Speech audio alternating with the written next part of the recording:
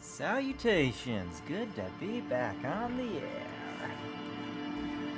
Alright, looks like we just about got everything in order here. And let's double check. Sure, I got that in order here. And wait.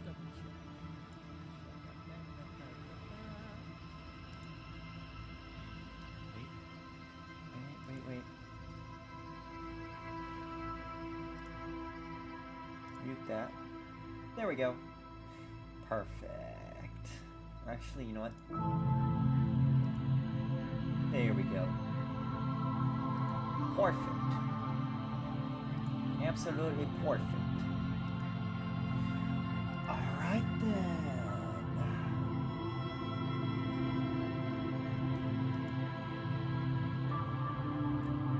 Switch that to there. And looks like we got everything ready. Time to dive back into this desolate, dystopian world.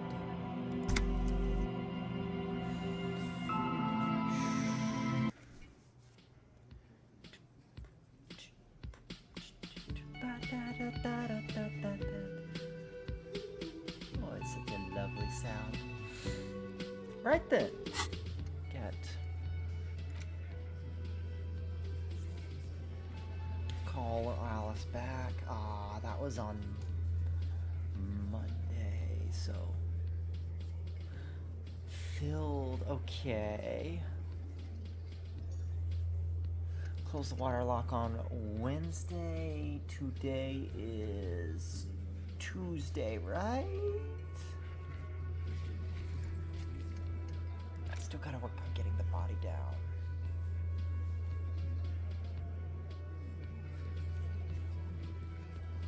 Okay, okay, so I need to get to Everett, and see about getting the body down. Smoke around the balcony.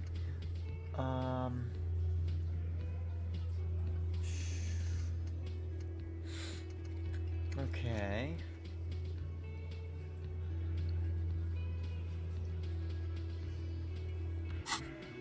Right.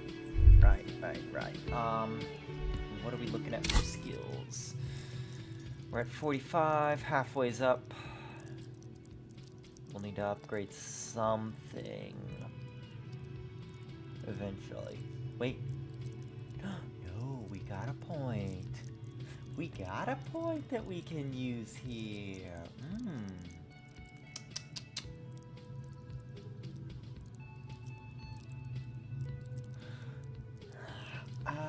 Oh, and someone is trying to make a point to me, but let's see.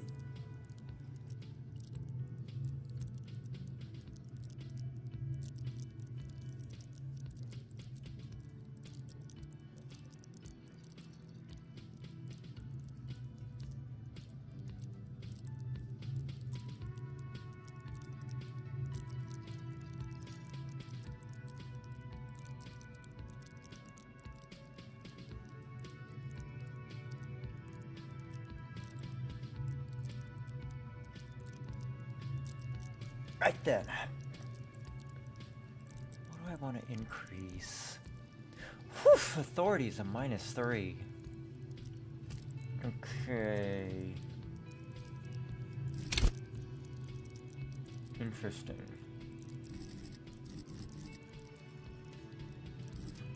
Conceptualization, trauma, rhetoric. I still want to get that other.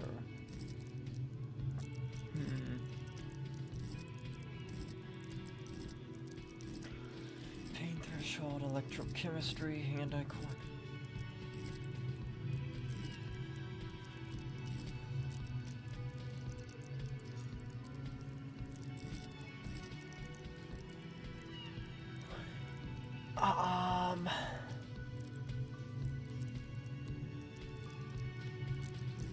Kinda like volition here, but oh, there's so many things to pull together here.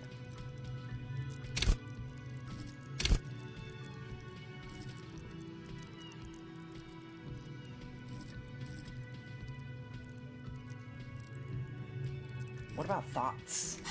Any new thoughts I could do? I could do. Ooh, Detective Cousteau. What is learning cap is raised. Moralist style, okay. Perception is raised to 5. That's not really helpful because I'm avoiding drugs. White checks unlocked. Endurance is increased to 4. 22 minutes. I still got 22 minutes on this, so you know what? Let's give it some time.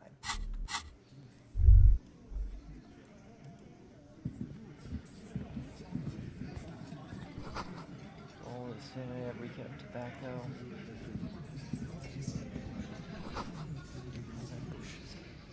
Hawthorn bushes outside. And overalls, you got it. You know what? Let's go out here.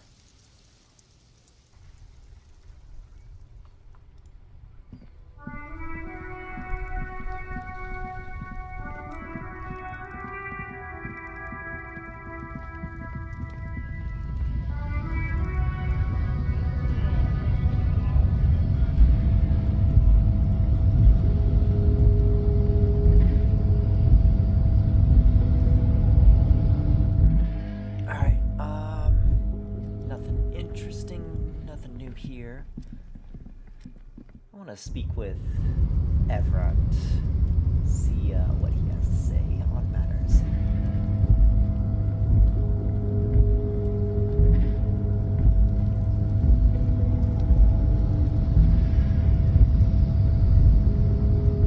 You know what? Let's check the door while we're at it. Did I refresh that, or? You're back before the cargo container. Its draw has not lessened since you were last here. If anything, it seems to have grown. Alright. Let's run over this way. There's still that box. Not sure what the box is for. Heyo, what's up with you? You still painting? Oh, hey, mister. I knew you'd be back to talk with old Leo here. Yes, I did. It's like Lady Larice said when she opened a bathhouse in the basement of my apartment building. They can only get so far before they're aching to get back. And lots of folk really did keep coming back. Uh-huh. No trouble at all, mister. No trouble at all. It's like that old saying goes, wisdom withers if not shared. And old Leo is always up for sharing. Uh-huh, okay. Well, it looks like I don't exactly have any other questions, so I'm off. Alright, let's talk to Everett. See what he has to say on the matter.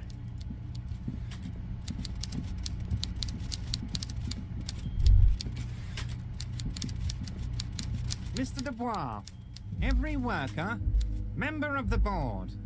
How can I help you today? Well, Everett, buddy, old pal. Could you help me get a dead body down from a tree? You might have noticed there's one hanging on a tree behind the hostel cafeteria. Oh my. Don't take this question personally, but why would I get involved in this matter? 'Cause I'm asking you very nicely, and I don't exactly have the tools out here. They didn't exactly equip me with it. I totally didn't just misplace everything.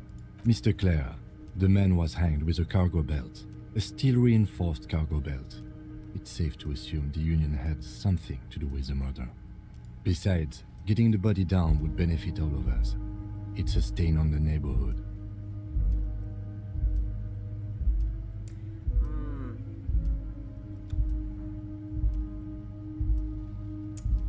Also, I studied the footprints at the crime scene. Worker boots. I can certainly see how having him up there might start affecting some real estate values. But of course, all joking aside, I am going to help you. Jean-Luc, my boy, I'm sending 2 police officers down. They have a dead body in a tree problem they need help with. Namely, they need it to be taken down. And Jean, please take it easy with the race science. That's a yes to getting the body down, no to the race science. You can find Jean-Luc down at the gates. He's the big impressive one. You know, tattoos, muscles, ethnic looking. Can't miss him. Great guy. Aha! So that's his name, not Measurehead. Okay. Alright. Oh yeah, Joyce, company representative. I met her. Oh, that's very nice. I haven't gotten around to her yet. I'm very, very busy, you see. I hope you're getting along. One thing I want to make very clear, Harry, is that this is not some kind of union versus corporation situation. Everyone is just pals here. Uh-huh. We're all trying to do what's best for Martinez here. Don't feel like you can't cooperate with her because you and I are such good friends and I'm helping you get that nasty body down from the tree. And with finding your lost gun. I'm not a jealous guy. Why haven't you let her in to see you? If she actually wants to see me, she will find a way. Any good negotiator would. And I just don't have anything to discuss with a bad negotiator. It's a fortress. He knows she can't get in here. Yeah, it took me a jump from a ledge to get to here, so I don't blame her. Okay, let's talk about something else. Of course, Harry. Let me just assure you one more time. It's perfectly okay to share anything we discuss here with this Joyce. This is a completely transparent organization. I have no interest in what she is doing, but I myself have nothing to hide. Your business is your business, and I respect your privacy. Just remember, none of this is secret. Tell her about all of it. My brother's picture, my singing swordfish clock. Tell her how overweight I am and how I'm helping you find your lost gun. Tell her about everything. Everard doesn't mind. Mm-hmm. Right, that's all for now.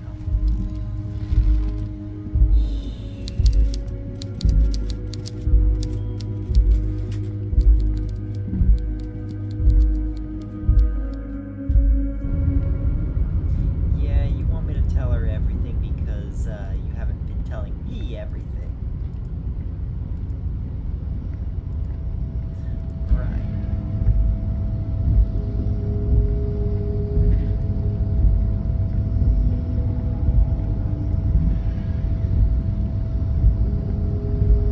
How much more time on that? 14 minutes. Let's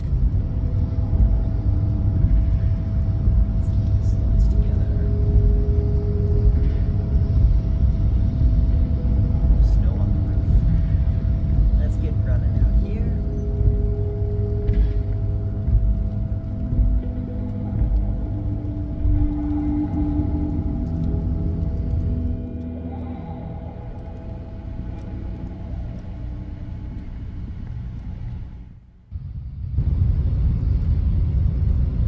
Alright, Jean-Luc. Jean-Luc. Measurehead. Come here. A word with you. Your race descent has only worsened since I last saw you. You have really let yourself go. Let's see. Ever told you to help us get the body down from the tree? So it was. You surmounted the harbor wall in a display of athletic prowess to reach my superior. Then had him give me an order. I salute your cunning, and I will remove the body from the tree with my bare hands. Listen, Measurehead. You were definitely imposing, I'll give you that much. I get that you gotta need to flex that.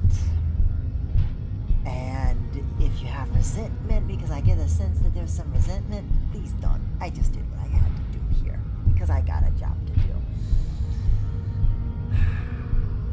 But I do appreciate that you're helping. I will say that. You're so noble, Measurehead. There's a but. But while I am gone, someone must stand guard on the bridge. That someone needs to be you. Both of you. Lieutenant, what if we don't do that? What if we don't want to do that? This is the uncomfortable result of not taking it on ourselves. I can live with a compromise. Okay, alright, Kim, if you're fine with that, sure, I'll just roll with it. Listen to your little friend.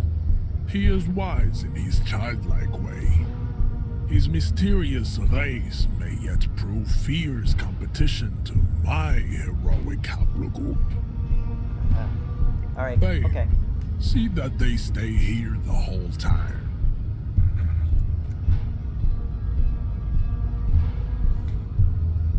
It actually sounds funny to hear him say, babe. Whoop, he actually clipped through the rail there. The woman's gaze follows Measurehead as he leaves. So, you guys are like cops or something?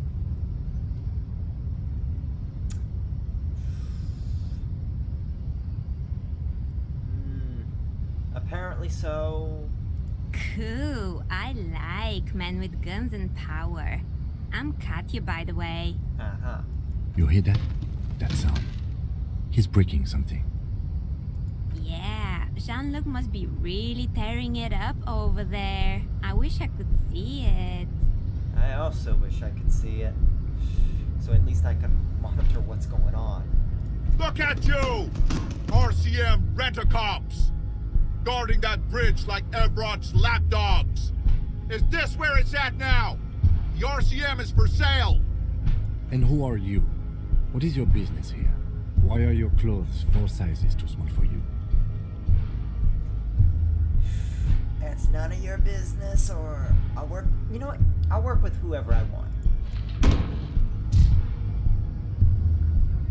A shrill laughter interrupts you, echoing across Martinez.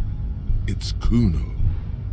Then, the man turns to look behind him at the behemoth appearing around the corner, approaching him, walking past him.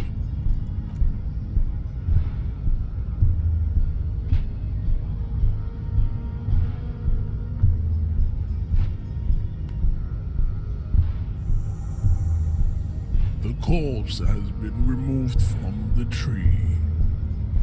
Stand down and congratulate yourself. You have sided with Ray's victory today.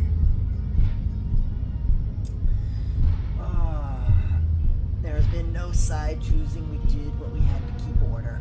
And what you had to do was to become a Union man for all to see. By the way, isn't ever the Union boss white? Don't be vulgar. White or not has got little to do with this. The race enigma runs much deeper than that. Hold that thought. Hold that thought for a second. Let me take care of a thing.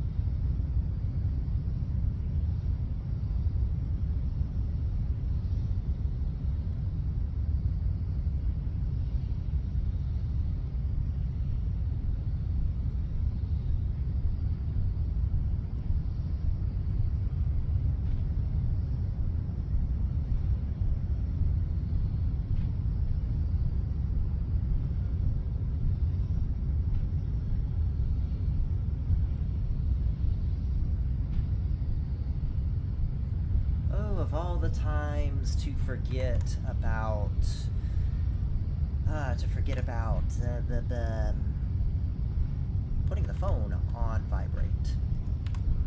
Anyways, let's see. Don't be vulgar, what not to do. Let's see. Yeah, but you still serve him. How does that factor into your life?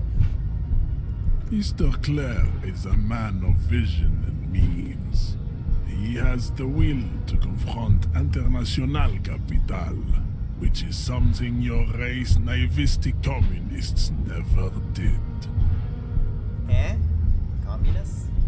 But I'm not commie. Also, to serve is noble. It takes discipline. Your petulant individualism has only contributed to your race failure. It is lax and moronic. But I'm no communist. Of course you are, Levasholian man. The failure of communism to challenge the world order is the core of your race fate. All around you, the fruits of its defeat. Individualism, rock and roll music, sexually transmitted disease.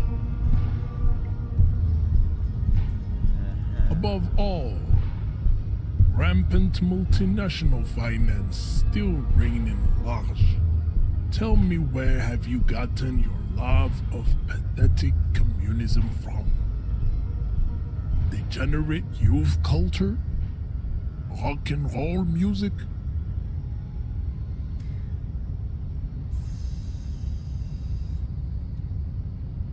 Yeah, I said I'm not a communist. I don't know who I am, but that's one thing I know. Stop explaining yourself. No one cares about your beliefs. The conversation has moved on. Tell me, what degenerate subculture has made you dress in this shameful way? Got it from the disco, actually.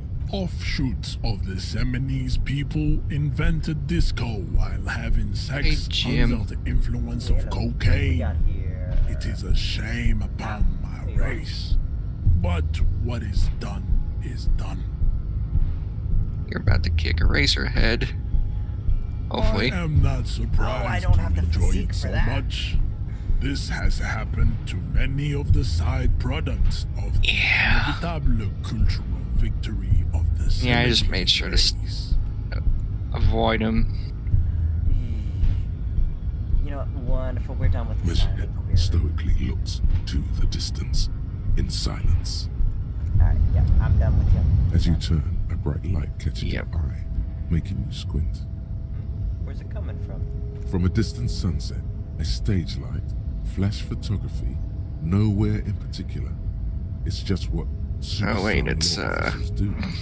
They squint at lights, and they solve shit. Oh, yes. You want to be a super cop? Well, you wanna know what I already got? I'm not sure what your thing is or build. I have no idea what build to how that even works in here. This is my first time going through it, completely blind. First playthrough. Yeah. So, Well, so no spoilers, just futzing about. I'll bear that in mind. I will say, some things you kind of can internalize if you want to, and if you're kind of familiar with the few thought patterns you can get, some of those will get you bonuses after those are processed, but they usually come at penalties when you process them for a few hours. Oh, I've already internalized several thoughts. Yeah, There's a lot you can definitely do in here, and there's not really a wrong answer for them, so Yeah, it's okay to experiment and figure things out. Yeah, the first type of cop that I found out, the sorry cop. Did you internalize that? I think maybe, don't know. I'll have to see. I'd have to pull it up. Okay. Yeah, that's me. I've been establishing my superstardom hard lately. Yeah, If I remember, you're a big dick cop. Dick Mullen. Salam Rocky Bai. Badass on the edge disco cop. you don't have to Time to dismiss receive thoughts the entirely, I news think, first. and you Here can we still go. don't have to Camera. internalize them. Lights. sorry. What? The thoughts that like these that come up after you do enough things, I don't think you have to shoo them off away, or have to internalize them right then and there. You can always internalize them later, if I remember. I mean, I only had like 3 slots to internalize thoughts to begin with, so. Mm-hmm. And you can unlock more with your level up points too. I found out that much. Yep. Alright, where was I? Here we go. Camera, lights, action. With a sudden flash, the world freezes around you, and you along with it. In an iconic monochrome solution, a black silhouette against a rasterized orange world. It's on. Good, Jim. What's this? Detective Oh, yeah, that's Cousteau. right. Monsieur Cousteau, the reward for coming up with your classy new name has arrived. What are the attributes Detective Cousteau should gain in? Obviously, savoir-faire and esprit de corps.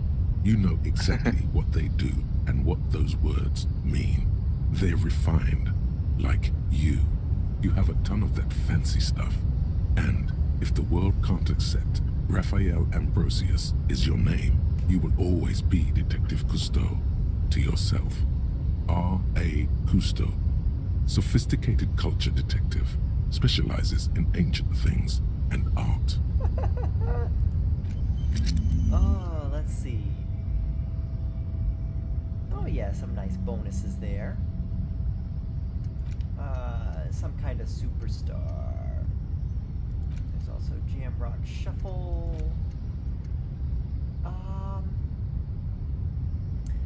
Rigorous self-critique. That would be the sorry cop thought that came about. Let's see.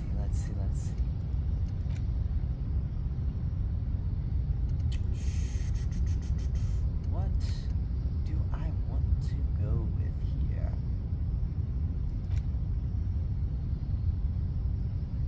I think the rigorous self-critique is what I'd like to go with next.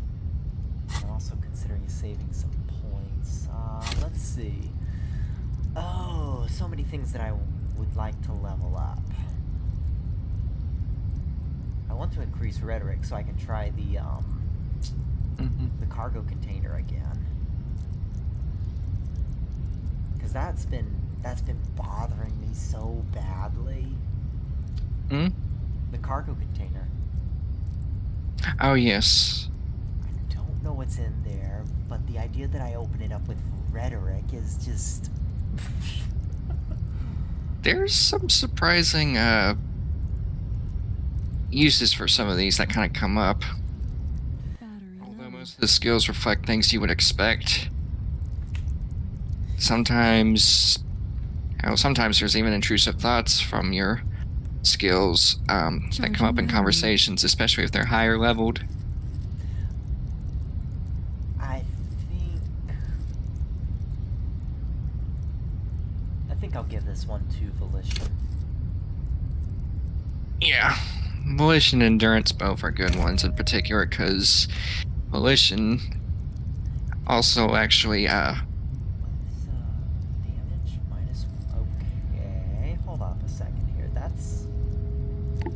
Volition and Endurance are a little bit different because they also reflect your physical and mental health. If you take physical damage, that reduces your endurance ability on other checks too. And the mental damage does that to your Volition as well, so it's good to keep those topped off. Like if you have things to heal after you take damage. So...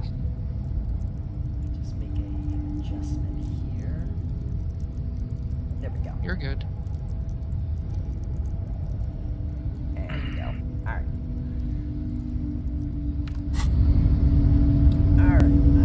Still cannot get to that box back there. Oh well.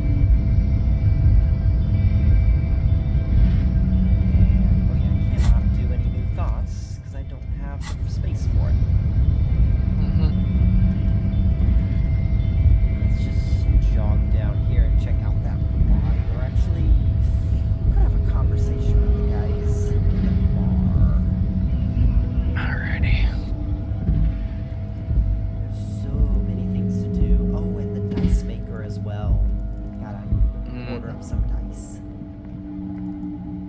Oh yeah, that's an interesting one.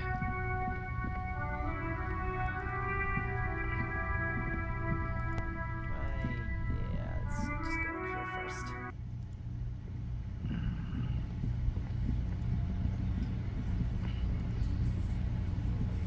Over here. Oh. Fine, I'll shine a light in your Let me face. handle this. Alright, you Detective gotta disorientated. face the Union boys, huh? Are you still wondering where you are? Yeah. This is Martinez, in case you've forgotten. I advise you not to overstay your welcome. Her entire character has shifted. This young woman is cold as ice. Just wanted to know more about the place before I check it out. That's normal. Yes, Mm-hmm. extremely normal. I'm not a gardener, by the way. I'm a legal counselor for the Dock Workers Union. Yeah, I figured that much and even called you out on it. So let's get to it. You're looking for Titus Hardy? You think he has information that will help you? Maybe he does. Well, hopefully you can help with a peaceful talk then. That's Titus. Talk to him. But know this. I'll be keeping an eye on you. No strong arming. Nothing official. The District of Martinez does not recognize your authority to make arrests. Yeah, you're trying to stir up trouble here. It doesn't matter if you recognize our authority. We will make an arrest if we have to. She says nothing. Her glare speaks for her. For a lawyer, you certainly don't know when to shut your yap. You should not have said something like that. Could this be the Miss Beaufort that Easy Leo mentioned? The one Mr. Everett sent to law school? What if I want to talk to you, not Titus? What you want is of no significance, officer. Don't test your authority. In Martinez, you are no one. And are you Lizzie Elizabeth, Miss Beaumont? I suggest not wasting time on trivial pleasantries and focusing on why you are actually here. Titus Hardy. Even though she has excellent control over herself, something moved behind her eyes. In the way she stands. In her face. Easy Leo told me about you. He likes to talk a lot. You are not here to chat up the legal counsel. You are here to question these men.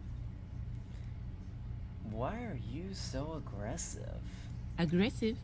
You make your living enforcing violence. These people are just dock workers. I think you're missing something here.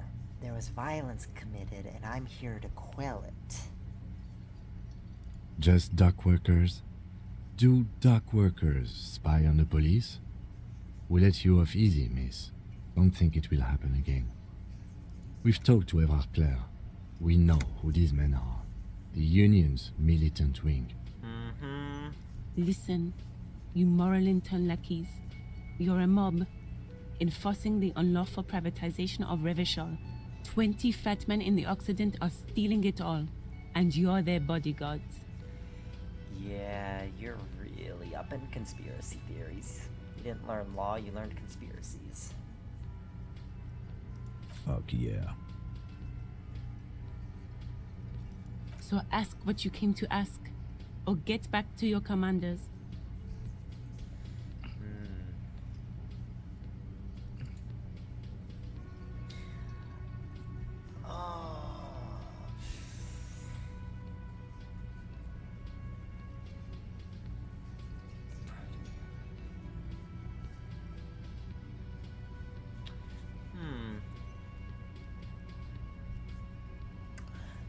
Yeah, let's poke her a little bit further. I like that. Good start. Let's take it a step further. Armed uprising. What are the Union's plans? Look, a comedian. Do your job, ask your questions, then get out of Martinez. It would go a lot more smoothly if you weren't so prickly. Strange. It's as if people don't believe a cop could be a socialist revolutionary. what's your role in this? Like I already told you, I'm a legal counselor. Do you have hearing problems? And what are you going to do to me? What are we going to do to you? The union isn't going to do anything to you. It is not a crime syndicate. It is a labor organization. Goddamn right it is. If anything, it is the RCM who do things to people. But we digress. Alright. What's out that window, though? Behind the dockworkers, a ceiling-height window. The hawthorn branches scrape the glass like bony fingers. You see 2, maybe 3 bushes grown into a single thicket over a period of circa 50 years. It takes time for a hedge like that to form.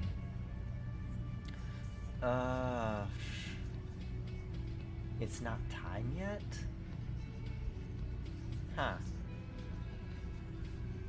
Just squint. There's a little slide panel up there to let some air in. No need to open it in spring.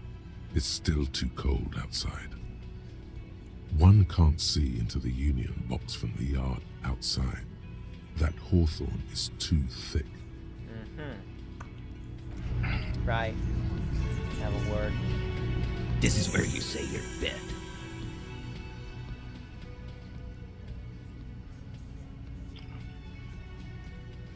Detective, Alright. We need to talk about the man hanged out back. Oh, this is about him. A real looker, that one. Yeah. Thing is, Titus, I don't really care for your attitude, but I got a job to do. Let me do it and get out of here. You're sure taking your time, waiting for him to get ripe and pretty for you, huh? Oh, he was a real pretty boy by now. Real hot stuff. Letting out that pretty boy smell. Time to go to work in the shit factory! Easy, boys. These janitors have a hell of a job cut out for them. I mean, I wouldn't go in there for $1 million. You might want to start asking your questions now. It's not going to get better than this. Do a head count first. Connect these men to the tracks you saw in the yard. Chances are they're going to match. There's 7 here, but there were 8 tracks. So that means one's missing. If these are the ones. Starting from the right. Boot size 44. Blonde man. In his 30s. Overbearingly masculine. Got Sitting some fun on one. his right. Standard working boots. Size 45 or 46. Eldest in the room. Probably mid-50s. Smoker. Quiet. Also, there's a rather fat guy there, and there was one set of tracks that was very heavy. Across, at the other table, hobnailed working boots, size 43, gang tattoos, Mesk or Sarah Mauritian, in his late 30s, early 40s. He spent his youth in Villa Labos, a housing project in the Jamrock Quarter. There were incarcerations, hard to say what else. The ink is fading. And then, standard working boot, steel reinforced toes, size 46, the big dick, wide at the shoulders and lean at the hips, rugby cap, fingerless gloves, and numerous scars, a little under 40. Yeah, I can see the numerous scars. I got my flashlight shining right on his face. The emblem on his vest says, I forgot you're still waving your Road flashlight Club. around. A little patch below it reads, T. Hardy, Captain. Funny, I don't get any penalties for shining this light at him. Yeah. Usually the far stuff you corner, wear don't standard working boot, implicit steel reactions from reinforced them. toes, size 44, 40-something, non-alcoholic beverage in hand. You squint. Is that a plectrum? Where? On his neck. Forget it. It's not important. Let's call this one the musician. And the little guy. Size 41, with the light step. Not a child, after all. An older man with a rat face, mean, watery eyes, and 2 front teeth missing. In the middle, heaving and wheezing. Big guy. Boot size 46, deep marks. Probably carried the victim over. He, alone, is 130 kilos. Add the man in armor, and you could easily exceed 220. Uh-huh. In conclusion, these 7 are the actors on the crime scene. The footprints were theirs, but there's a discrepancy. Yeah, the odd soul. Exactly. You've stood there for about 4 seconds, not saying anything. Hit them with questions. Where's the 8th Hardy?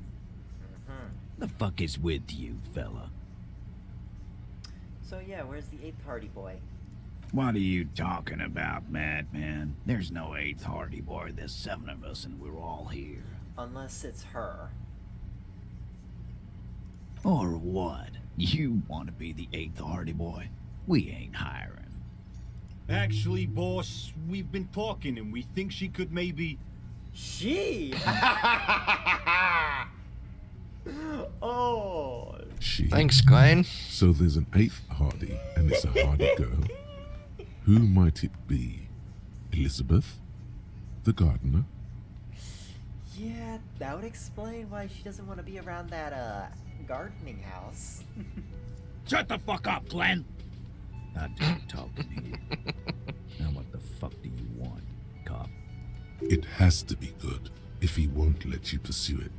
Looks like the lieutenant thinks so, too. So let me get this straight. There is an 8th Hardy boy. It's a she, and you don't like us talking about her? That's right. We're not talking about this. This is a private Hardy Boys matter. Nothing to do with your shit. End. Yeah, well, thing is, Hardy Boys also solved mysteries. You guys look like you cause mysteries. You're not cops here. Don't go digging around if you don't want a bullet in the back of your head. I'm watching you. Good. We are all watching each other. Officer, your question. There's no point in pushing it further, he thinks. This is already a victory. We'll learn more about this 8th Hardy sooner or later. I could ask if they did it, but I think I'll leave for now. Sounds good. Yeah, I've already agitated them enough and gotten my... Yeah, unbelievable. Yeah, you bet they are unbelievable. They're more muscle than brain. I've got nothing to say to you. Why are you wasting your time? And are you the Hardy girl? I am not. You could be Liz. You could be anything. You could even be a model. Even a mod? Glenn, I went to law school. I am an attorney. He's right. With a face like that, she could be on the cover of Le Debutante International. We're not helping electrochemistry. Get a grip, Glenn. She went to law school. So fucking what? Lots of models are actually really smart people, fuckwad. No, Glenn, they aren't. Yeah, that's... Either got brawn, beauty, or brains. Can't have all of them. This didn't change her opinion of you. Except Measurehead. Measurehead definitely's got that brawn and brain thing going for him. Not in the Racist right direction. brain. Not the right direction I would agree to, but gotta admit he's got that together. It's not her. She's I mean, he's not a Hardy clearly girl. called Measurehead. Definitely. I mean, at least he was gracious enough to help me when I got help. And he didn't make a fuss Oh. about it. Damn. That, I'll give him credit for that, at the very least. Yeah. Same as how Preservation. Same as how you can give credit to Germany for their nicotine reduction programs. Yes, they're smoking cheese. Yeah. Sometimes I really think it's more like that drill tweet. You do not, under any circumstances, have to hand it to them. Oh, let's see. What do we got here for the body? Anything interesting? Nope, nothing else. Wait, did you take the body corpse already? lies on the ground Nope. among the remains of an absolutely demolished need to. pinewood branch. It's gently laid on one side. Well, it's down. Mr. Measurehead has done a good job. Nothing is too broken or Oh, he compromised. got it The down victim's for you. ready for a field autopsy. I mean, I did Huh, say that's that. interesting. I mean, I did say that I am glad he was gracious enough to help me out. Mm-hmm. I went and got someone to call it in, and he didn't put up a fuss. He just went and took care of it. Huh. Granted, I would have liked to have been here for it, so that way I could at least see what goes on, but... Yeah, that's... Compromise. Couldn't get it down any other way. Aw. Yeah. The shot didn't go well. Doesn't help when you're being heckled and point your gun at hard the heckler. to... Yep. Q9 and Q9S. Alright. Ironic. Anyways. Field autopsy. Yes. 1. Investigation of the scene. 2. Initial examination of the victim. 3. Field autopsy. 4. Transportation of the body to the morgue. We are on number 3. I am gonna use the restroom real quick. I'll be right back. Sure thing. The RCM's 4-phase murder scene processing manual. The fuck are they on about? Cop's gonna cut his shit up.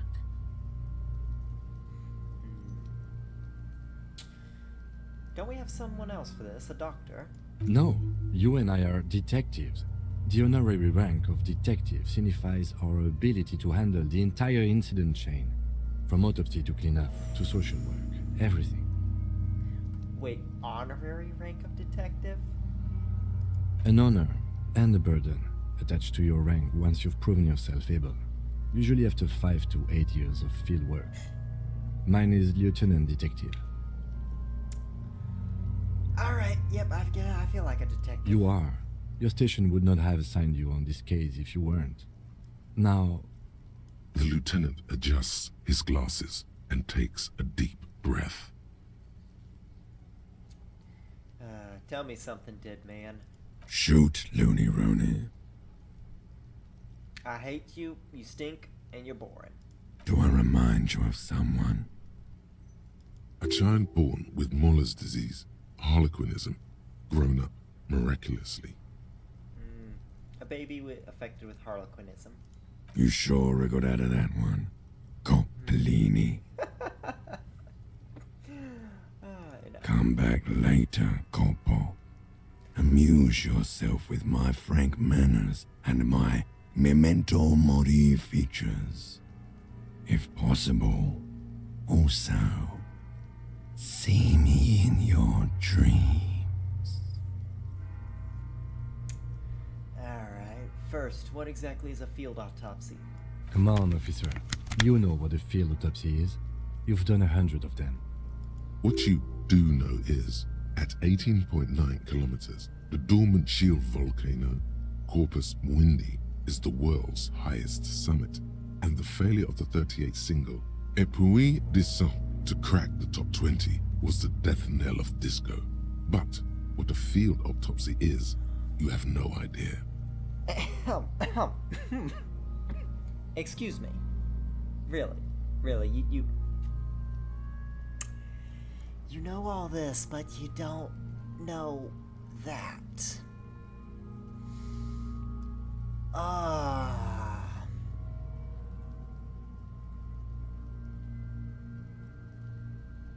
Okay, what use are you? You must have me confused with the Copperpedia. Okay, who's Copperpedia? I think I need to talk to him. You, sir. You are the Copperpedia. Oh. A wise guy, huh?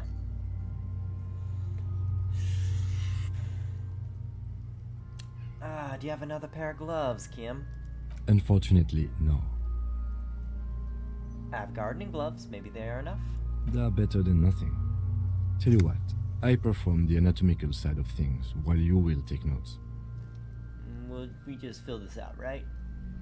That's right. Yeah, we got this. We're smart. Oh. Child, are you meowing at me? Oh, is that so? You really want some attention, huh? Well, I need to take care of the child, make sure that she's happy. I'm pretty sure I know what she wants. I will be back in a second.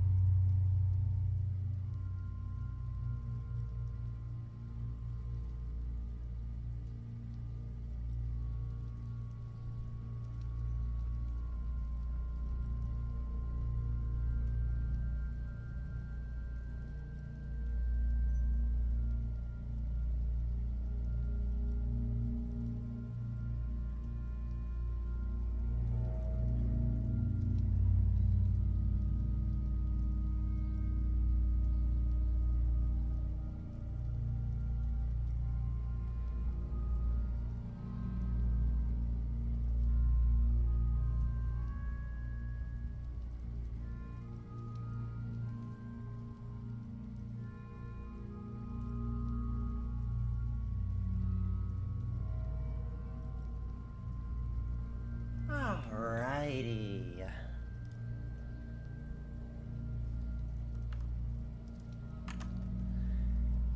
Alrighty, the child has been taken care of. Now then, you know what, I just want to try to remove the boots. I thought we decided to leave it to processing. Let's not turn this into some kind of circus. Damn it. This is turning into some sort of mega puzzle. Okay, so you can sneak out of your room maybe, after he's gone asleep. Open the ledger. The dead man stares in silence as you crack open the ledger.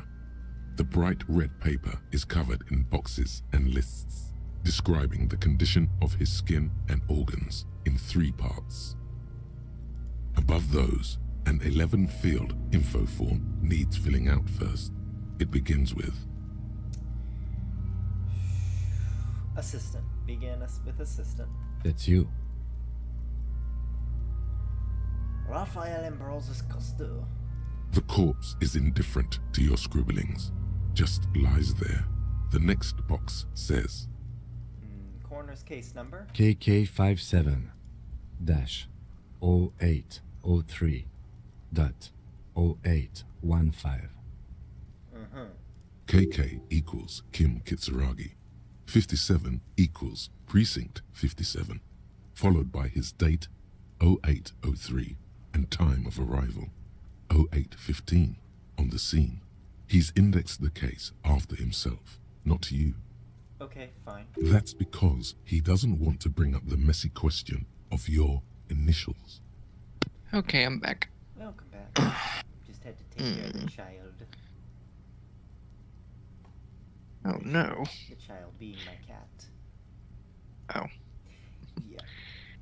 Aw. She was crying for food, of course.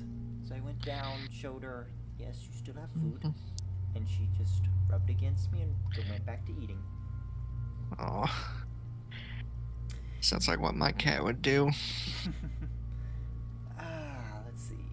Shouldn't we file the coroner's case under me? Technically, I arrived at the scene before you. And what would that make the alphanumeric? I have no idea. I do. KK57-0503-0815. Fair. Still had to ask. Next. Name? NA. Next. Date of birth? NA. NA. Age? NA. We can guess, but... Roughly 50. Okay. Try 40. The damage is so extensive, it's better to err on the young side. I'm gonna write 40, approximately 42. He nods. Race. Measure head. We could use your input here. Mondial. Fair to olive-skinned, from the Isola of Mwindi. This is as vague as it gets. You might as well say whitish. Ham sandwich, then.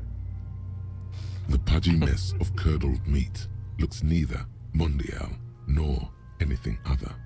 7. Sex. No thanks. Fucky! Kid, I know we're thinking on the same wavelength, but you're just so annoying that I can't stand your joke. Male. Pigs can have sex? Yeah, right, male. Nor does he look male, with his pregnant belly and indistinguishable face. Alright, date of death. Sometime last Sunday. We're still going with March 4th. 51. What else? 9. Body identified by is non-applicable. 10. Case number is the same as the coroner's case. Wait. I forgot that this is the month of March. And You did? And this literally is the month of March. Yeah, that it is. I swear, I did not intend for that. That was a complete happenstance. Maybe that explains why I accidentally delayed so long to play this. You enjoying it so far? Oh yeah, it is a mentally exhausting game in such a good way. It is. KK57 0503 0815 listens motionless, with the cargo belt still around his neck. Only one box remains. Evidence of treatment? None. At least not after the initial examination. So what exactly is treatment? Interfering with the body's position or wounds post-mortem. I'm not sure. Didn't the footprints look like he was carried over? They'd have to have incapacitated and carried him over. This man was more than a match for untrained dog walkers. Your central nervous system recognizes this gesture. It's the stations of the breath. Ecclesiastic, religious in nature, a holdout from pre-DeLorean burial rites. It takes some 2 seconds to perform. Then, somewhere in Jamrock North, a small wood shed behind Rosencrantz Row, Lieutenant Nick Feuerbach puts his hand to the chest of a small corpse, no larger than a monkey. It's raining outside, light drizzle. There is darkness in the shed. Elsewhere yet, an obese female sits in a wicker chair, her silhouette bull-like against the window. Outside, Grand Coudon. The day is turning dim for Sergeant Mac Dawson. Hand extended, he approaches, to make sure she is dead more than anything else. The building is tall, 7 stories, wind-wrapped in solitude. Most of the apartments are unoccupied. This was a suicide. The other, an accident. The small one. And so, all across Jamrock, Coal City, GRIH, 42 deceased persons found today. 42 stations of breath.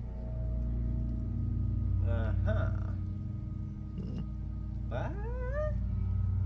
We should start the post-mortem. Alright. The corpse cannot feel Kim's hand on his chest. It no longer meaningfully interacts with its surroundings. A thicket of boxes and lists on red copier paper. Yeah, I kind of have to answer do why. improv autopsy. Nature of the case is a bit precarious, so these matters in your hands now too. Also, the child has returned. Mm. Don't just stare at me. Hi, kitty. Meow. But yeah, the Espera the Chorus scale is sort of like having like a sixth sense about like your fellow officers and stuff, so it's like a bit of outside of knowledge to some of their activity. I've picked up on a lot of that just by reading bits and pieces here and there, so yeah. I'm enjoying going through and learning most of it myself. Yeah. You can actually pick up a lot from Kim with that too. Let's see. Back to the external examination. Summary. Clothes. The deceased wears armored boots and white briefs. The make of the briefs is Babrodin, I think. Let's see. See, it's happening. Babrodin, yes. Inexpensive. Size M. Color white. The disappointment is palpable. The red-haired thing was expecting something more lurid. Of course you were. Fucking pig! The boots are ceramic, vitreous enamel. They are fused to his skin from blood flowing downward post-mortem. Removal of the boots is left for processing. It would be clever of you to omit the boots altogether, sire. If you are to keep them for yourself, as you ought to, you have deserved them more than anyone else. When am I gonna get them? Patience. After the autopsy, before the body is taken away, there will be a window of opportunity. After the lieutenant has gone to sleep.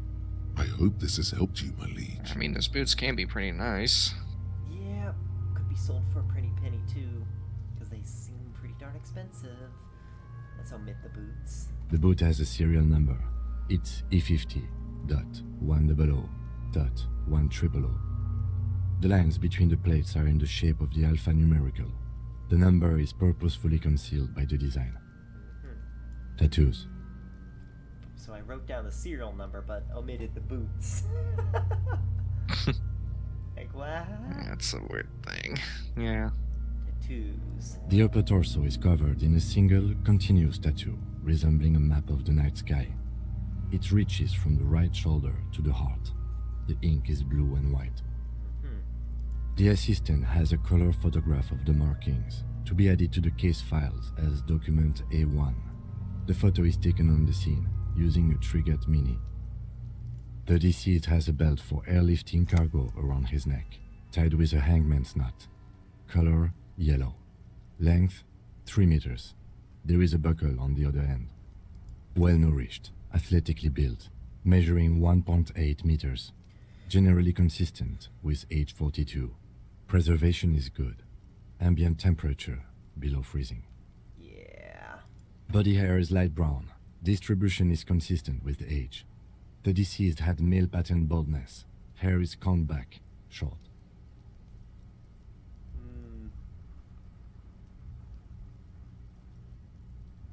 Write it down. Lividity is consistent with hanging, albeit faint, as noted.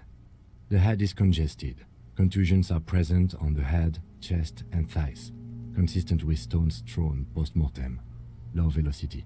Very low velocity with that weak arm. fucking low velocity. About velocity. You think Kuno doesn't Yeah, know Kuno what he's don't know what talking you're talking about. Velocity was fucking max. Yeah, kid, max for you is like a little breeze in the wind. A faint kiss on the cheek. Edie Kuno. Come Talking on. shit about Kuno's velocity. In addition, there are bite Come marks on on. the face, scalp, Write it and chest, down. No, consistent don't with listen to me. skin. I'm just messing with you. Nah, I'm just gonna write it down. F Kuno.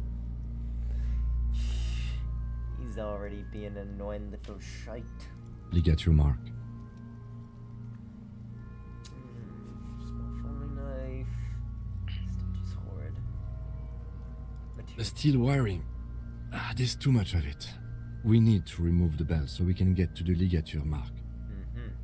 You got just the right tool for that. The chain cutters.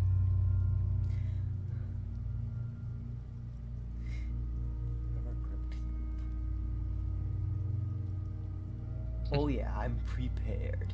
The hanged man lets out a joyous little bubble of rot from his nose. Good thing we've got these. Always good to think ahead.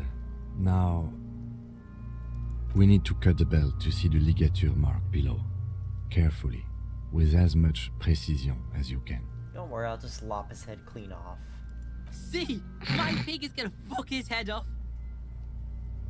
No, he ain't. Your pig's a boring fuck. Oof, let's look for a good spot to cut. The belt is equally tight around the whole circumference of his neck, swelling over the edges like white bread rising from the east. The knot is the weak spot. The chain cutters fit in there, steady now, like a flower There you go. arranger. 2 cuts and it should come loose. And here I was wishing I had put on the gloves for it before starting. I did not. That's alrighty. Well, 83%. Here goes nothing. You jam the cutters right no. under the knot. That seems like a smart idea. Yeah, somewhere there. Already they're buried deep in the man's flesh. Then you rotate them to get a better hold. Then Fuckity fuck. the lieutenant looks by, somewhat worried as you summon power words to your aid. He ain't stopping me. Okay, let's cut some. Yeah, fuck him. Fuck that buggery. Corpse fucking time. Told you my pig was hardcore. I should have a go first. I think I have a strategy. Yeah, I'm gonna let you take care of that. He sinks the cutters into the knot, preparing to perform the cuts, with his elbow to his knee for precision. Snap! The knot is slashed. Another cut and the belt falls apart like a flower bouquet, revealing the dead man's neck and the dark red ligature mark around it. Here. The rope rises to a point, leaving a gap in the ligature mark. The suspension point is in the back of the neck, on the nape. Hemorrhaging is observed on the skin, above and below the ligature mark. The mark is well pronounced, consistent with a drop from 1 or 1.5 meters. Chest is intact, normal contour.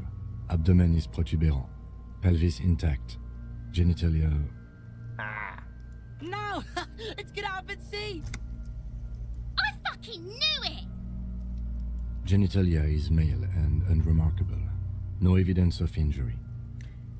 Yeah, let's not inspect it. I'm not gonna worry about it. Write it down and move Back on. is symmetrical and intact. Upper and lower extremities are intact, but asymmetrical. There are combat injuries on the right hand, thigh, and hip. In addition, I see smaller, residual scars, too numerous to count, covering about 30% of his skin. From wounds sustained over 2, maybe more decades, dispersal and accumulation indicates long and active combat duty. This scarring's extensive. Way more than a law official's. We have a real museum here. Of battles, wars. Last item, hands. Pick up the hand. The hand is surprisingly heavy to lift, filled with decay liquids. Feels as though it could explode if squeezed harder. You're suddenly repulsed, so much so you feel compelled to drop it. Hands are clean. No sign of injury from struggling. They feel okay. Were you expecting any? I was. Maybe I'm just not seeing them. Honestly, this stench is making it hard for me to think at the moment. Ooh. That's all for the external. Well done. What next? Let's take a breather. Yeah, so I do have some point to spend at the very least. So I could just toss it into here, unlock this, and some rigorous self-critique. There we go.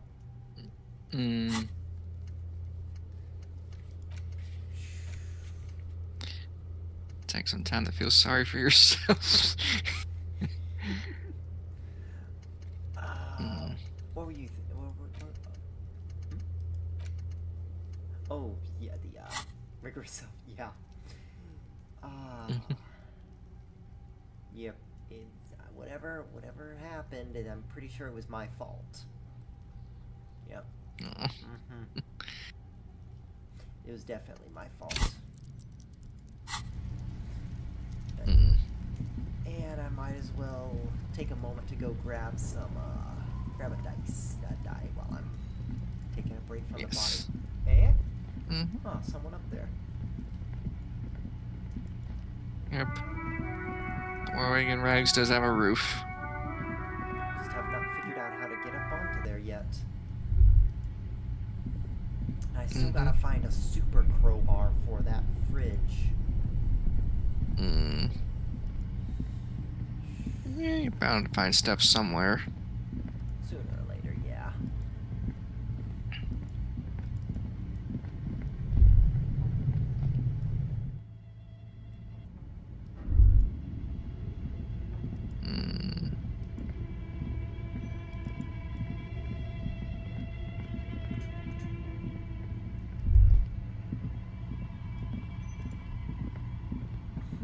Oh, it's you again.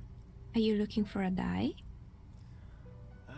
Shivers is low. Yeah, Of course. Tell me what you have in mind. Do you have clothes for it, or? What? Oh. I don't. You can always retry the white checks too, so. I don't think I got anything for Shivers, so let me see.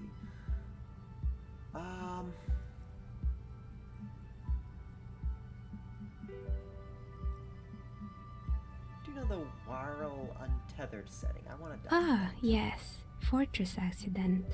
It's too bad they never finished their game. The Wiro untethered die is a variation of a standard role-playing die. Only, instead of plants, it uses motifs of ice and death. And loss, of course. I think they leaned a little bit too heavily into those motifs. Ice, death, loss. Sounds like you. I'm thinking something made from alligator jawbone, cast in black resin. The reptile bone is as white as ice and dead as, well, death. For 7 real, I could have it ready in 8 hours. What is a standard roleplay? It's an icosy tetrahedron, a 24-sided die that can produce results for 2-sided, 3-sided, 4-sided, 6-sided, and 12-sided die with a single roll. Technically, you can also use it for many other sizes, but you may need to reroll results. Okay, that's fair. Loving it. So nifty. Why do you need to cast it in resin? Untreated bone is porous and prone to chipping. Cast it in something hard like resin though, and voila, it's perfect. Okay, yeah, sure. Great. See you in 8 hours then. Was there anything else? Yeah, let's do a quick Shivers. A gust of cold air sweeps through the chimney. The stones and minerals on the shelves How are you aimed rattle it? as though agitated. For a moment, it almost feels as though you're outside the building, exposed to the atmosphere. That makes up for your not rolling the other one, I guess. This is just a theory, but hear me out. I think I know why your business hasn't failed. Didn't we already talk about this? It's because you're not in the same building as the others. This isn't technically the doomed commercial area. What are you talking about? My address is exactly the same. Rue de Saint-Guilain 10. No, the old coal plant that used to be here was subsumed into the new venture. Its ruins swallowed up. Yet it has a different address in the heart of the city. This used to be a coal plant. You're in a chimney of another building. This doesn't make any sense. Are you saying my business was spared because of a technicality? Where is this coming from?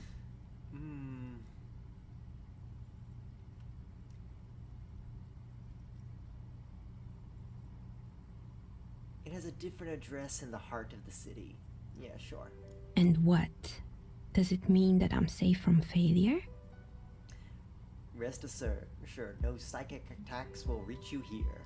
She starts laughing, her fingers trying to rub away the exhaustion from her face. I want to talk about something else. Do you know what this is?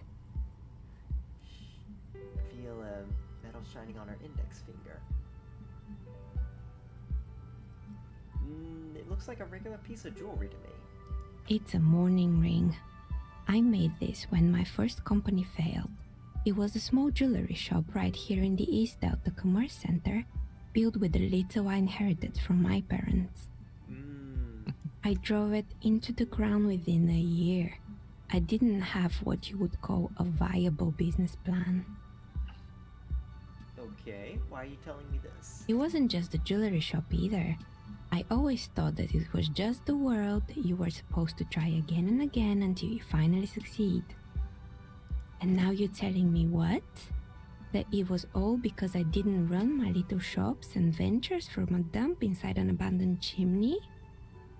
Don't call it a dump, you made it nice and cozy here. Yeah. Or maybe it's the entire world that's cursed. It's such a precarious place. Nothing ever works out the way you want it. Yeah, like a chimney apparently didn't work out to be a chimney. It worked out to be a place of living and a business for you. That's why people like role-playing games. You can be whoever you want to be, you can try again. Still, there is something inherently violent even about dice rolls. Oh yeah. I actually have a dice spot that I made then, even though it is purely random, based on the code that I wrote for it. It's caused enough grief for people that there are folks who think that it has a personality and is out to get people. It's like every time you cast a die, something disappears. Some alternative ending or an entirely different world. But anyway, thanks for sharing your theories, officer.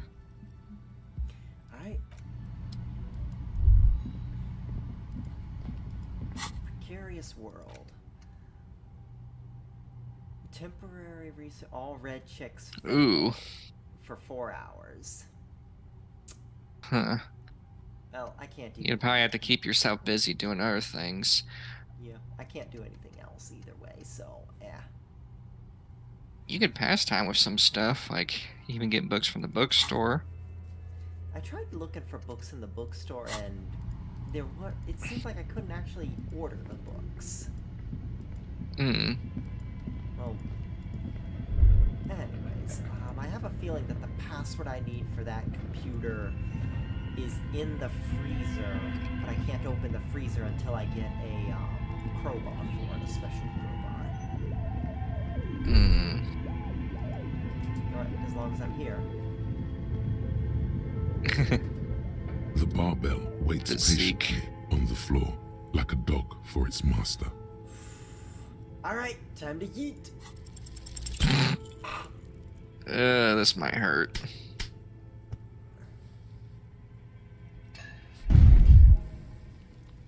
I barely picked it up and it hurt the upper You manage to hand. hoist it off the ground, but the barbell feels wobbly and dangerous. Your hands slick with sweat. Turns out you're no beast, just an old man with bad form. Jeez.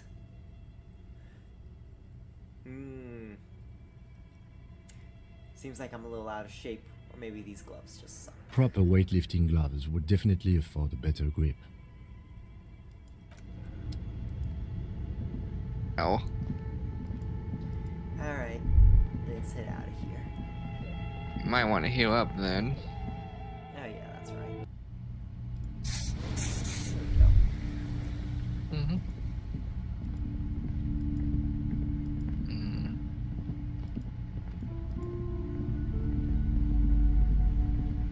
Hello again, esteemed officer, and welcome to Crime, Romance, and Biographies of Famous People. Nope, nothing to follow up since I already basically finished that. Yeah. Let's take a quick look here. These shelves are overburdened with books from the same series. You see the name Dick Mullen over and over. A couple of spook novels hide amidst all the detective books. Thrilling tales of spycraft and daring do. Let's look through. Crime fiction is a disgrace. An asinine misrepresentation of the physical attributes of the arduous everyday work of actual police officers. And the paperwork. These books greatly overstate the excitement of police work, glossing over how long it takes to actually follow up on leads and eliminate dead ends. What's more, they completely ignore the psychological hardships of year after year coming into contact with people during the worst days of their lives. Not a single mention of all the stress this work creates upon the officer's family. Detective fiction just doesn't tell the truth at all. Now, would you like a list of all the books found on the shelf? Sure. You see Dick Mullen on the job. Get Me Mullen. The Stalwart Adventures of Richard P. Mullen. Dick Mullen and the Murder in the Orchard. The Sordid Affair of Dick Mullen. A killing is declared. Dick Mullen in the Murder House. The Final Case of Dick Mullen. An obvious lie. Dick Mullen in the Clock Tower. The Ordeals of Dick Mullen. Dauntless Dick. Dick Mullen's Funeral Pyre. The Murder of Dick Mullen. Wait, Dick Mullen dies? Oh no, turns out he faked it to solve a case. Ah. Are there any more? Yes, there's also The Dame Who Did It. Farewell, My Mullen. Faking death seems to be a common trope in the Mullen series. The morbid tales of Dick Mullen. A dark tide turns. Tragedy calls for Dick Mullen. Another one with fake death. And, of course, Dick Mullen, the murderer. In order to catch a murderer, Dick Mullen must become the murderer. Uh-huh. After all this, you still haven't found the answer to the one question that matters. Who is Dick Mullen? Alright, reaction speed. Don't fail me. Your quick eye notices a small caterpillar crawling across the spine of a book. The title reads, Dick Mullen and the Mistaken Identity. Oh, what do we have here? A worn paperback from Dick Mullen's classic hard-boiled phase. The premise seems to be that Dick Mullen is framed for the murder of his best friend and has just a few days to prove his innocence. And why does this speak to me? Could it be the motifs of unstable identities and shocking betrayals? That's probably right. I'm a complicated guy, full of contradictions. Then this is the book for you. I'll leave it for now. Actually, you know what? Let's go downstairs. I don't feel like really getting a book, but, well, let's see what's over here. The display rack is brimming with worn paperbacks featuring an extremely muscular, sword-wielding barbarian on the cover. Nearly all the titles contain the word Heimdall somewhere. Ah, yes. Conan. Man from Heimdall. Rows and rows Classic. of Yamdala men blur your vision. You make out some titles.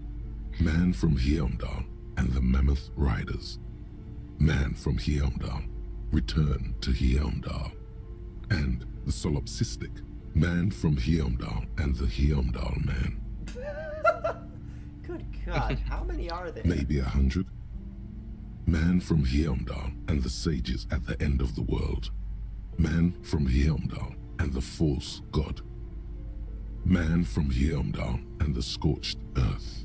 Man from Heimdall, the Heimdall colonies. Man from Heimdall and the Swamp Beast. Man from Heimdall and the Snow Crabs. Child. Yeah, I again. Meow. Want attention, but the thing is, you've already got food. You don't need more.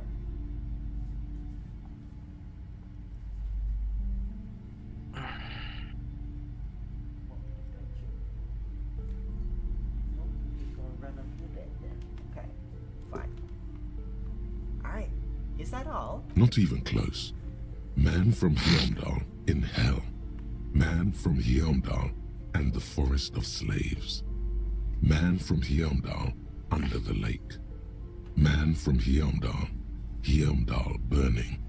There's even The Trial of Death, a pastoral combat game book set in the world of Heimdall Man, and so much more. Pain threshold, okay, 50-50, let's see. A twinge at the back of your head makes you flinch. Your eye starts twitching. Ow. Your hand reaches toward a book with glossy cover art of the very muscular Man from Heimdall in chains, kneeling in front of a staircase leading to a throne. A woman sits on the throne, leering at the man. Between the throne and the Heimdall Man lies a bonfire, casting shadows on the wall. The shadow of the woman's headdress looks like a pair of devil horns. The title reads, Man from Heimdall and the Devil Woman. Aren't all women devil women? Interesting. The display rack before you is burdened under piles of Man from Heimdall novels. You know what? I might as well grab this. It is a bestseller for a reason. Yeah, I think women like you give a bad name.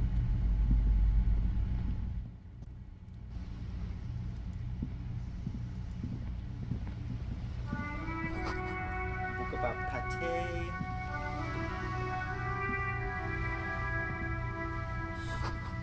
This book you don't really understand what it's about, or nor does it seem important.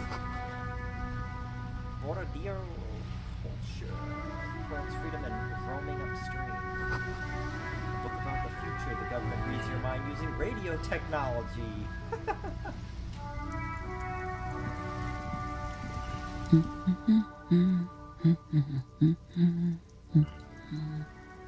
Good one.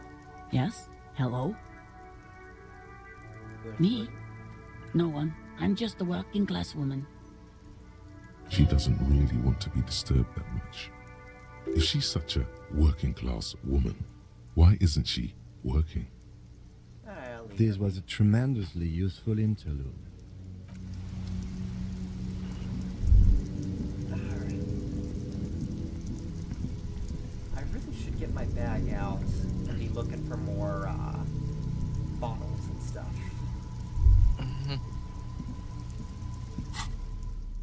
Let's see. Ooh, that's right, I got the book. I can interact with it later. Actually, A crinkled chewing gum wrapper. The worn label reads, Tutti Frutti. It smells faintly of apricots with a barely noticeable twinge of cinnamon. You feel compelled to point out that there's nothing fruity about cinnamon. It's a spice derived from tree bark. why do I care about this? Good question. There is no answer or secret phrase written on the inside of the wrapper. Yet you're drawn to it. Drawn by regret. Stop before you hurt yourself with a Tutti Frutti wrapper. Throw it away, please. I'm gonna hang on onto it. You carefully fold the wrapper into a square before putting it back into your pocket, lovingly even, despite the strange feeling of regret. Let's see. Oh yeah, I got this antique rifle. I suppose I could sell a rifle. I mean, most of this stuff seems like useless things to sell anyway. What do I got here? Composure, savoir-faire, logic, interfacing. Savoir-faire, intricate, demonstrating,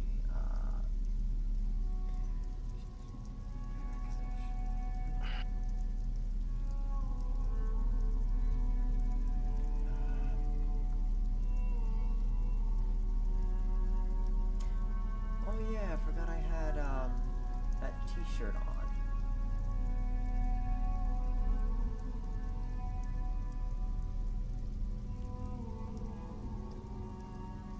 Let's see, physical instrument, shivers.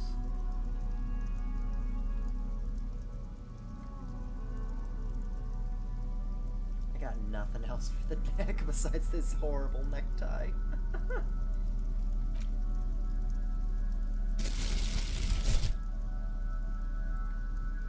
Jeez, I got -4 authority from the shirt and the clipboard. Jeez. Mm-hmm. Map. Ooh, wait. I can go for the container door now. I want that. I want it. Gimme. Gimme. Gimme.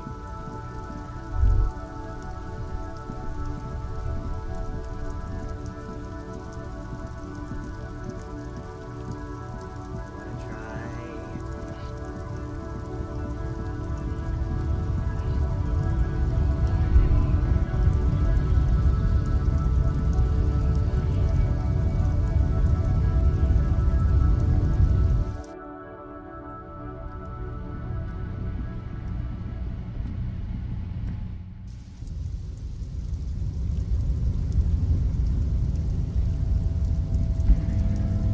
Alright, run over here.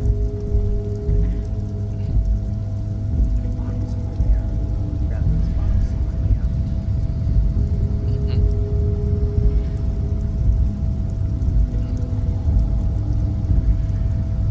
Alright, let's see. You're back before the cargo container. Its drawer has not lessened since you were last here. If anything, it seems to have grown slightly. Precarious world. Huh, okay. Here we go. Despite the dirt that surrounds and trails you, a beacon of light emerges from deep within you. Hello? Is anybody in there? The door stands silent. Satisfied, detective? Try again. If there's someone in there, I'd like to talk to you. Just like that, you hear a click, then a rattle. Some mechanism unlocks itself inside the door.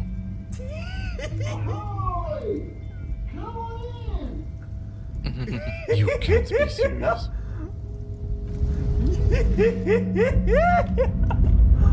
Holy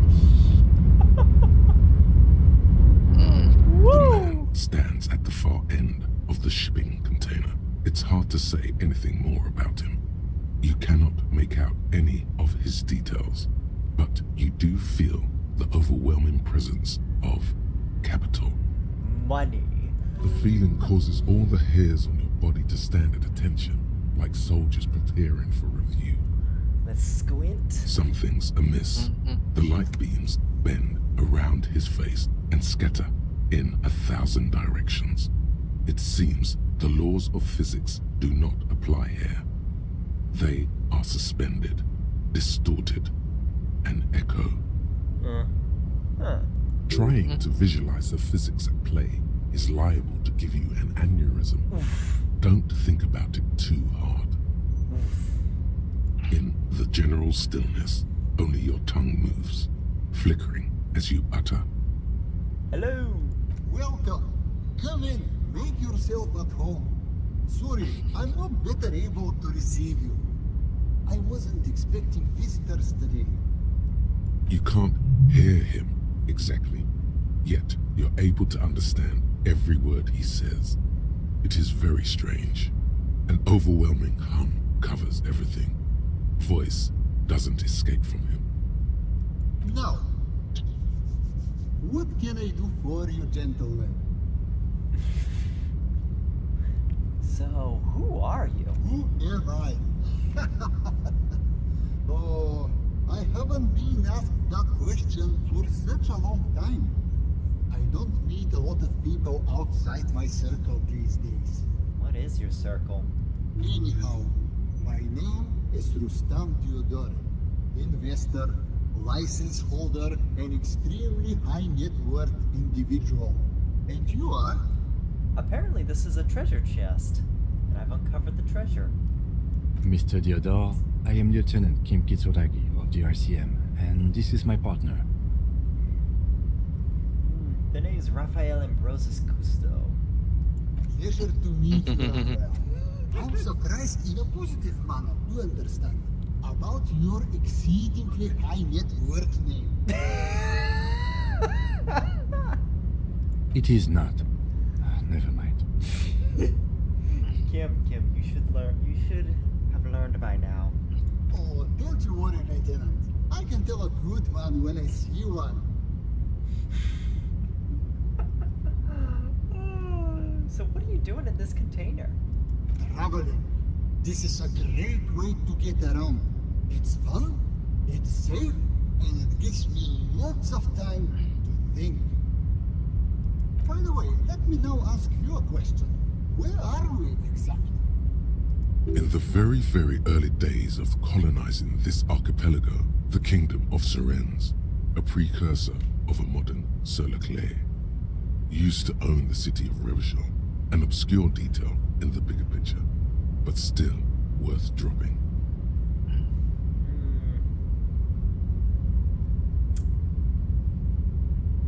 You know what?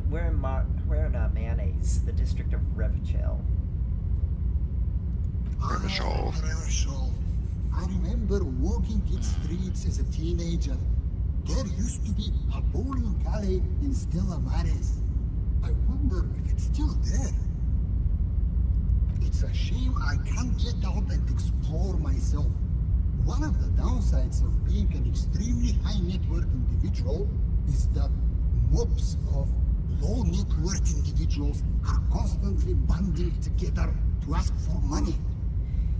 Wait, why don't you help them? You've got so much money, it can't make a difference to you. There simply aren't enough hours a day to hand out all the handouts. It's like feeding seagulls. There are always more, and they never seem to do anything interesting with it, except more seagulls. Yeah, true. Spending money is a matter of desire. I'm sure you agree. I don't have the desire for spending it like that. So you travel from place to place via shipping container. Smart, you know? It also provides a means to hide from all the targeted advertising we extremely high net worth individuals are constantly subjected to. Luxury yachts, high-fidelity portable radio systems, hail-proof outerwear, and so on. It just gets a bit middle class after a while. A bit bourgeois. So you're saying being rich isn't worth the hassle? What? No, I did not say that at all. Being rich is great. Just don't tell anyone I told you that. So how did you become so rich? To be perfectly blunt, I inherited my fortune from my grandmother, who herself was an extremely high net worth individual back in Grad. All I did was take her fortune and invest it prudently. Believe it or not, it takes more than a bit of skill not to blow a vast fortune on sailing boats, bad choices, and unsupervised state policy. I actually remember hearing something about how generational wealth there's the first generation that creates it, and if they pass it down, it'll only last about 3 generations, not including the ultra wealthy people that have more money than they could ever hope to spend.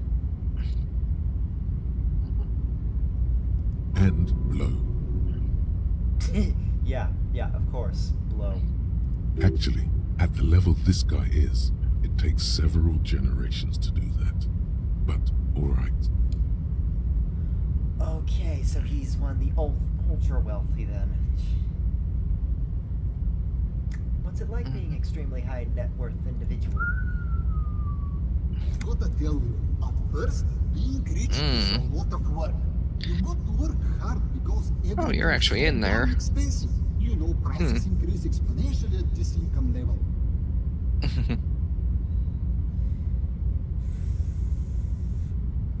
Yeah, I think you got it reversed because it's a lot more expensive to be poor.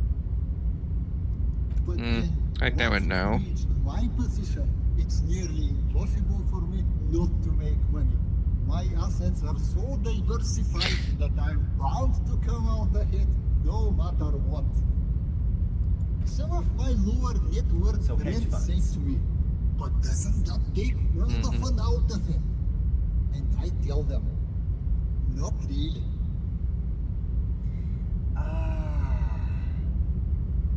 How very bourgeois of him. Yeah, alright, you're right. Capital accumulation is its own reward. I'll go with that, yeah. Precisely, Mr. Cousteau. My boy Raphael, you know, I hear people talk sometimes about economic equality and fairness and all that kind of stuff. But tell me, where would we be without liberalism? In caves, whacking each other with bones. That would suck. A nightmare scenario. Liberalism. A world of slavery and violence. Which brings us back to the essential truth of modernism. Okay, so he's saying that if without liberalism, well, okay, I must be confusing up my isms then. Yeah, that game does that a lot too. There are so many isms in the world that I can't keep track of them in real life. There's even moralists. Why is what the frick is that down there? Excuse me. 15,755,16 real. Why is that listed right there? Huh, I just noticed that. I guess because you're in his presence. That's weird. Where we are right now, apparently. The freedom of mankind can only be derived from the free flow of capital. I was looking away the first couple minutes, and yeah, I've definitely not talked to this guy yet. Man, being a high net worth individual sounds great. It is truly. It's almost entirely carefree. It really leaves you time to better yourself spiritually. Hey, all this talk about money has made you lose the thread. What is going on with the light in this place? That's what you need to ask him about. I could ask him, but nah, he's already said he's trying to get away from it. There's something strange about you. What do you mean? I don't know, you look somehow a little different. Are you talking about my chin? No, I can't even see you, it's as if something's happening to the light. Oh, that's what you mean. Yes, I've heard of this effect, though I've never witnessed it myself, of course. It has something to do with our Weiss-Wiesemann coefficient. What? The Weiss-Wiesemann coefficient is a ratio designed to reflect the difference in net worth between individuals. When the coefficient is close to 1, or 100%, it means one person possesses all the net worth. Among that group of individuals, it's been observed that when the Weiss-Wiesemann coefficient reaches about there's even physics around the in laws this of physics case. begin to bend around the high net worth individual. Oh yeah, okay, that would explain that would explain Batman. He's so rich that he defies the laws of physics, so money is his superpower.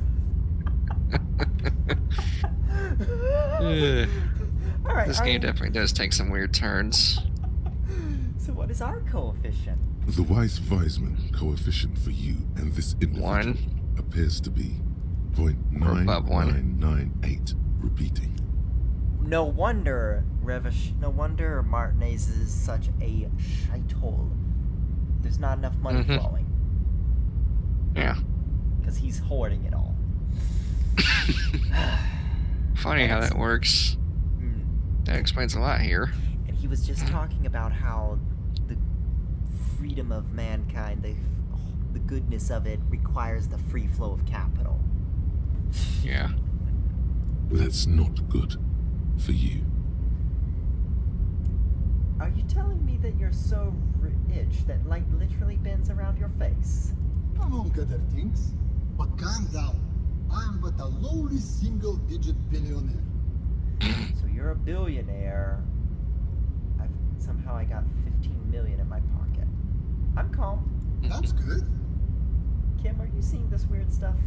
I see nothing of the sort. To be frank, all I see is a gentleman who's unusually well dressed for Martinez, in a cargo container, which I admit is odd. What? His coefficient might be lower. Yes, I imagine that does look strange to you. My container. Okay, we should get back to our investigation. Come on, just ask him. Sure, fine. I just haven't asked anyone else. I don't really like doing this, even in real life. I don't see how it's appropriate for a representative of the law to ask a wealthy person for money. This shines a bad light. Call it an investment then. If you catch my meaning. Invest in your police force. There's not even a cent of corruption here. I'm merely being polite. So, let me check my pockets. As you may know, us high-net-worth individuals do not have a lot of cash on hand. Investments and liquidity are enemies of one another. I think I only have coins for coffee machines. Yeah, of course, because then you can also claim What's a quarter? you can claim a loss on your tax returns and get paid by the government too. Yep. That's what they do with donations and charities. So complicated. Anyways. Yes. Here's 3 real. How much can you get for this? It gets me almost nothing. Yeah. That's the idea, my friend. You've got to work for the rest. I am working very hard, and it's still not enough. Are you crying again? If they can claim they work harder than you, yes. The child is crying again. Aww. Being very finicky. She does not want to be petted. She cries at me. She has her food. She wants me to go down there and stand next to her so that way she can eat. She has food anti-aggression. Maybe you can make that money grow. Come up with an investment plan. How's that sound? Ooh. Don't do that yet. Yeah, definitely not yet. But conceptualization is at a 5, and that's a 16. I got some ideas. Thanks for stopping by. If you ever have an idea you want to pitch me, I'm all ears. Let me check real quick. Visual calculus. It might be a bit. Conceptualization is a +1.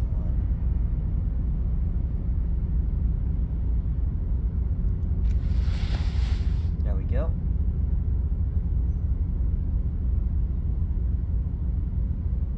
And was there anything else? I think that's it. So I can only get a conceptualization up to +2. Which is 7. Plus the rolls. You could raise it up later too.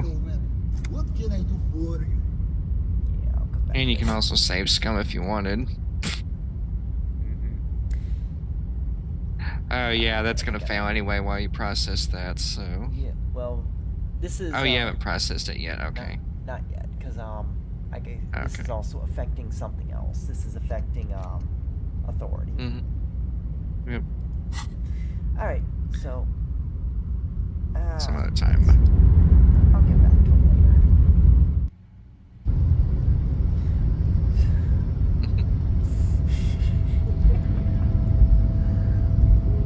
Yeah, just some obscenely rich guy hanging out in a freaking...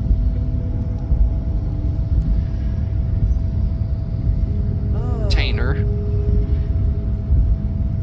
I mean, to be fair, you want to hear an idea that I had in my place.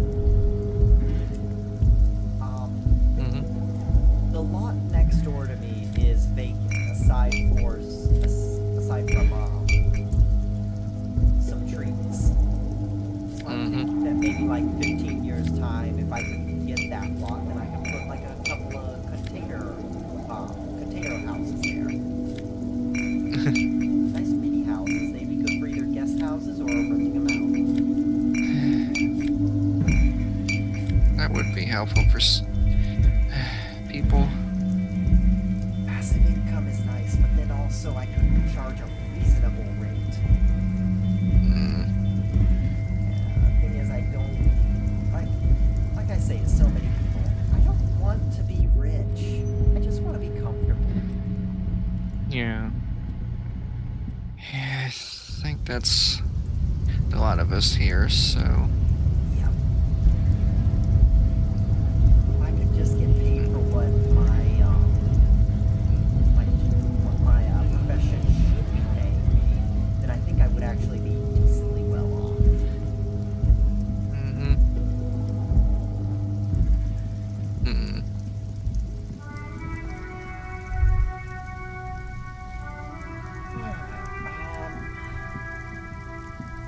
I guess I gotta ask him that question.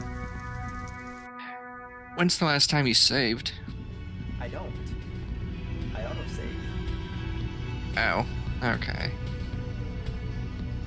It autosaves often enough, so you should be good. Like once an hour or something. Well, once a Yeah. real-world hour, it seems. Alrighty. Looks like the circus left town, but the clowns are still here. You know, I just realized something. What? Probably... I don't know, maybe you could still up your authority? I didn't know what clothes you had for that, but... I don't. Right now you're actually at a bit of a... I can up my authority by removing the clipboard. Yeah, that might be a good idea. Yeah.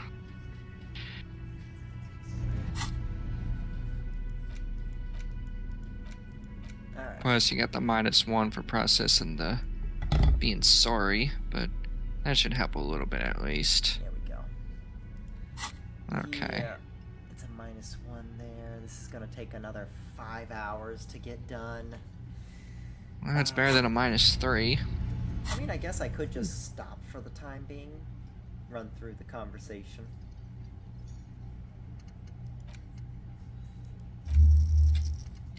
Yeah, there we go. That'll be fine for now. Okay, you get it back at least. That's good. Looks like the circus left town, but the clowns are still here. Alright. So, the man in the backyard, did you do it? The pretty boy. You guys really love talking about that pretty boy. Yeah, because we're being paid to. Funny. But my partner and I have a serious matter to discuss with you. Let's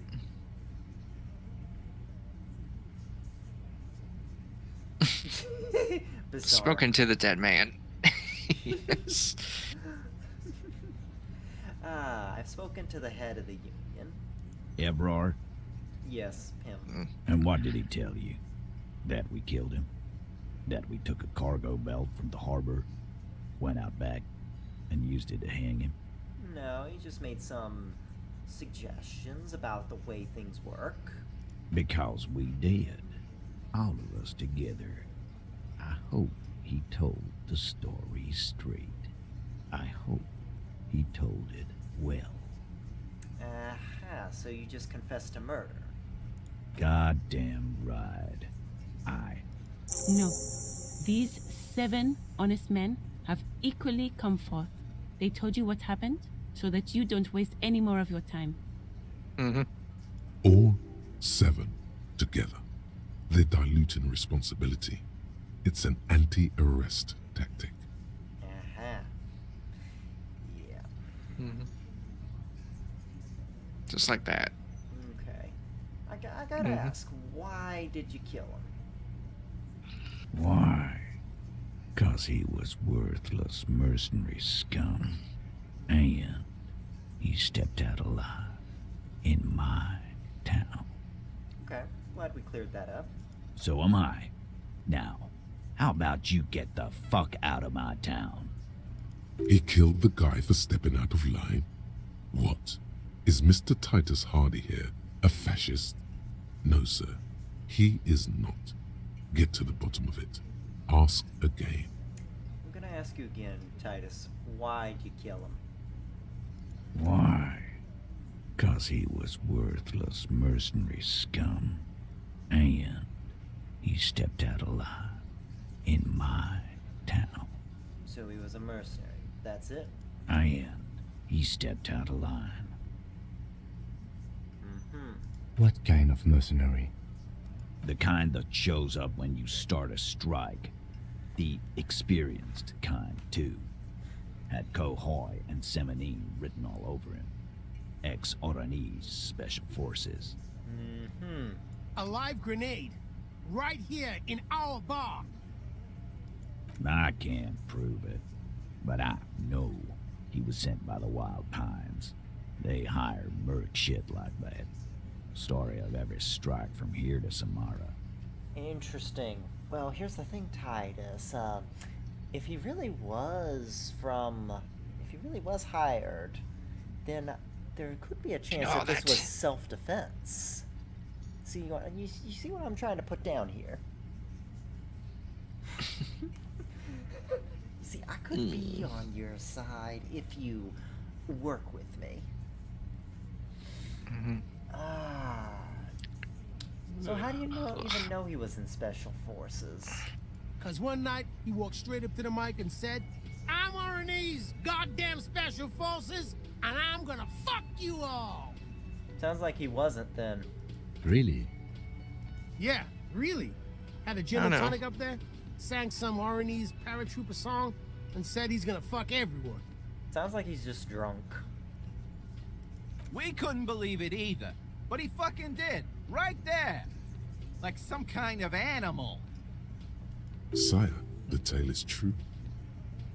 This is a serious violation of the karaoke code. Karaoke code.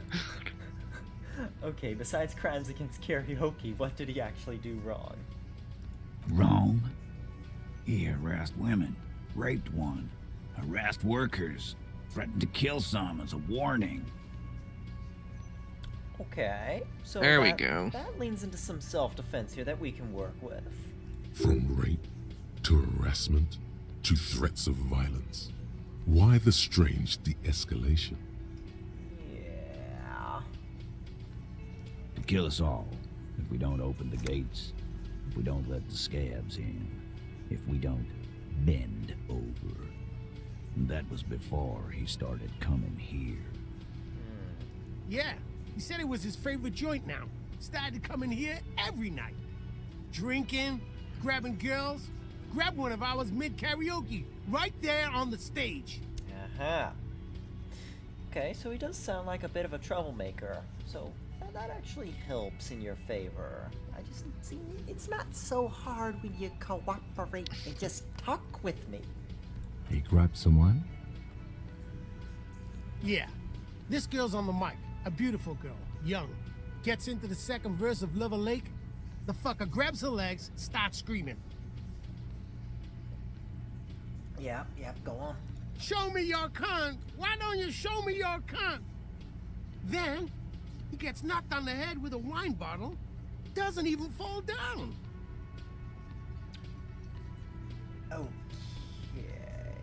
so was this the same girl who was assaulted, you said? Aren't you fucking listening? My man is talking to you. He took care of it. They got the girl out before anything else could happen. Yeah, me and Eugene got her out. Aren't you fucking listening? There's something odd here. Seems like they don't want to talk about that rape Titus mentioned. Why not? This is a serious allegation. Make them talk about it. So did you do it, Titus, and this is just a cover-up? No, you're not getting the name. That's a Martinez matter, and I'm not discussing it with you clowns. There's nothing you can do for now. He's stonewalling you. Relation check. Yeah, this is why Maybe something else. If only I had one more in that. Let's see.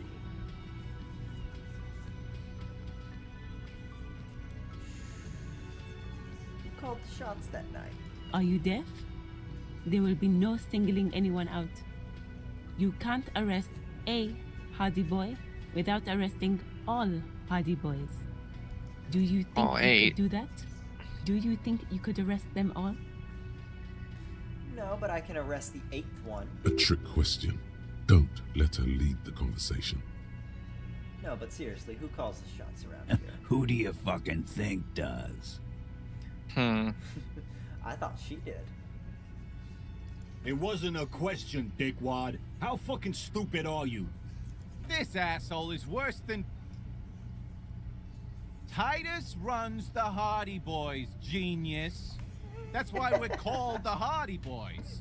Ain't that right, fellas? I think you got your answer, Mr. Law. Yes, there are some administrative differences. But on that night, they all acted as one man. I don't want to go with this one. But I think that's the one that closes up the conversation. So when did the hanging incident occur? You don't have to keep answering his questions. Calling her a fixer. I know. Well, she is their lawyer. Relax. We killed him last Sunday night. Seemed like a good way to end the week. How long have you known the victim? Known him? We don't associate with scum like that, asshole. Yeah! Who do you think we are? Quiet. He came around about 3 weeks ago when that Pines cow first sailed into town. Happy? Pines cow. Joyce. Okay. Yeah, just keep Titus talking. Maybe they By blurt the out. Pines cow, you mean Joyce Messier? As long The as you don't get representative Elizabeth's for attention, Martinez? you should be The fine. same company you are striking against? No. I mean the Pines cow. The stupid-ass cow they sent in to fuck us over. But you know what? Why don't you ask her about the pretty boy? I'm sure she has interesting things to say when you ask her hard enough. That's enough insinuation for today, Titus. Officer, your interview is drawing to an end. Don't waste your last questions. Oh, good. I can get out of the questioning. It might be good to go see her. Again, yeah. But I still don't have my badge, so... how did you kill him? We hanged him up by his neck until he got real still. Wasn't that obvious, copper? Still like the cooperation, Titus. Didn't they teach you anything at the cop school, idiot?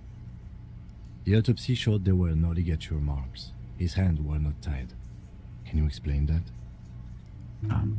We Look, I'm not gonna play 20 questions with you, capo. I'll say it again. We killed him. Something doesn't add up. Yep. Yeah, I knocked him out. Came up behind him and clubbed him in the back of the head. He went down like a sack of sand. Yeah, we didn't see any club marks on the report. That's right, lawman. And then we hang the fuck. Make them a bit more uncomfortable first. Then see if it all adds up. Alright, roll for it. Might check your clothing first. Titus is solid as Or well, that. and so are a few others. But Yeah, I can't Okay. really check it because inventory's locked off during conversation. I know. And if I left it... You then got the I roll wouldn't though, so be you're able to, good. So. Titus is solid, so rocket Starfuse, but first tell me who's solid. Elaine, who looks like he might be Titus's right-hand man, the least antsy of the bunch. Definitely not his first time being questioned by the police. This little rat-faced fellow is solid, too. Always fidgety, yes, but no change there. Him neither. Mostly keeps to his tomato juice, or whatever he's got there. Okay, so who's cracking?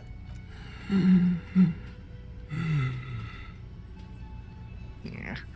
Kinda don't like the fat phobia in this, but... Definitely the weakest link in the chain. Hey, you. You having trouble breathing over there? No. Of course he's having trouble breathing. Just look at how fucking fat he is. Fuck off, Yankee. Angus is a powerful guy. All muscle. Keep your eye on this powerful guy. Sooner or later, he's going to break like a piece of twig.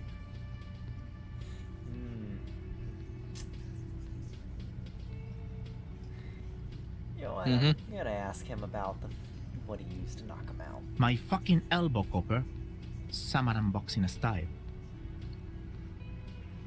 Samaran boxing, or Sambo, is an eloquently violent set of one-on-one fighting moves, originating from the Samaran Isola. Sambo style implies stealth, cleverness, and cool. He may be lying, but he's good at it. No twitching, no rushing, no uncalled for details. Where it all take place. I'm getting there, I'm getting there. So where did all this take Right place? fucking here. Eugene already told you that the fuck had started coming to our bar. Strange that, like, Gert didn't mention anything like that. Yeah, man. Weren't you listening?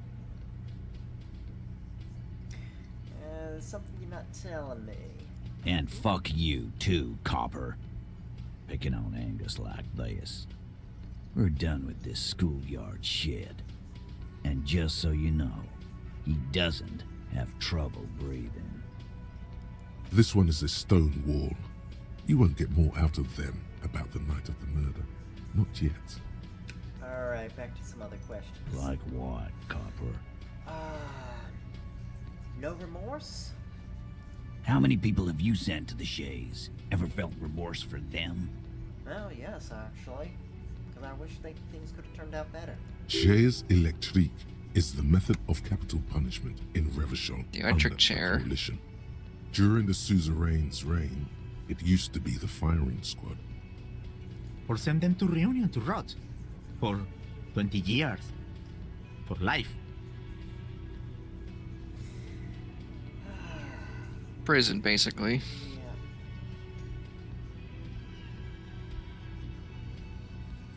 I just do my... well... do my job, that's all. Drink so much I can't remember. Oh, so you are just a simple, well-meaning man, eh? Ever been in solitary? Prison is a torture. That's what it is. Certainly sound like you speak from experience. And yeah, it is torture. So is hanging a man, slowly, without breaking his neck. Alright, so let's conclude the questioning, because I don't want to get a situation escalated. Nothing. Your investigation here is done. Leave Martinez, go back to your stations where you belong. I think we're going to stick around, thanks. Some things don't add up here, Titus. I've done this job for long enough to know that people don't just confess to first-degree murder. Even if it is a group responsibility, we're going to look into this. Good luck with that. You've heard everything a rent-a-cop is gonna hear from us, real law officials. Jeez. You're lucky you didn't get a beating. Jeez, authority. Establish authority. 3%. Yeah. Oh, At least it's a white check, but we'll get back to that. Alright. I'm going for now. I don't know. It might be good to talk to the Wild Pines lady about him. Perhaps. See what she knows. This is what I studied law for? Yeah. Congratulations. You studied law. Preventing getting arrested. Yes. You studied law to work with bad people. Congratulations. That's what being a lawyer is all about. Not everybody that's arrested is bad. Alright.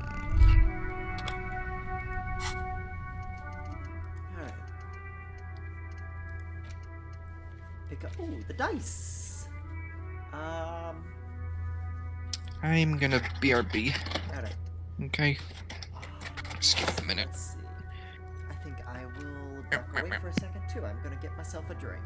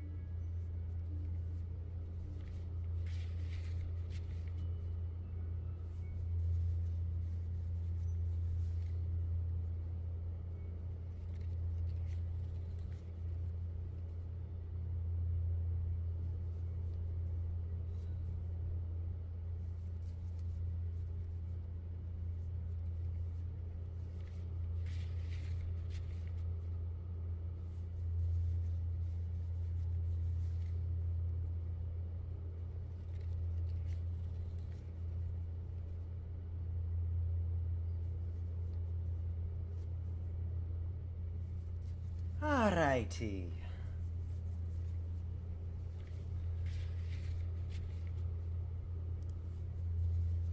Alright.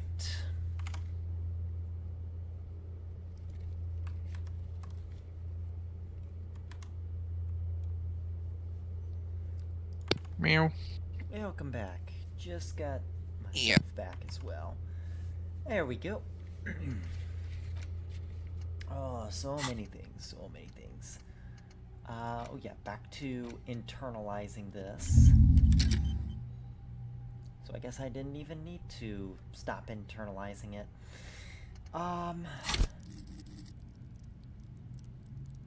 What do I want to increase? Volition is always nice.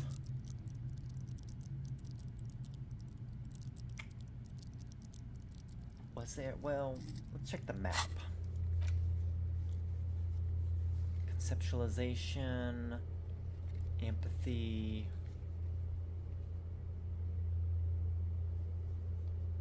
ice cream maker. I can't do the ice cream maker because I don't have the tool. Warded doors out of the question because it's no longer there. Sleeping Dark Worker, I should take a look at that.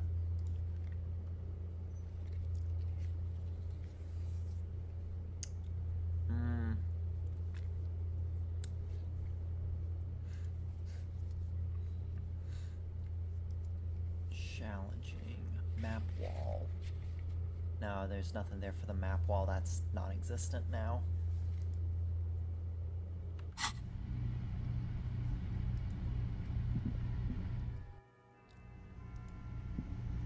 I think the guy is no longer here, so nothing to actually do. What I want to check upstairs. You know, there is one thing. There's one thing that I have noticed.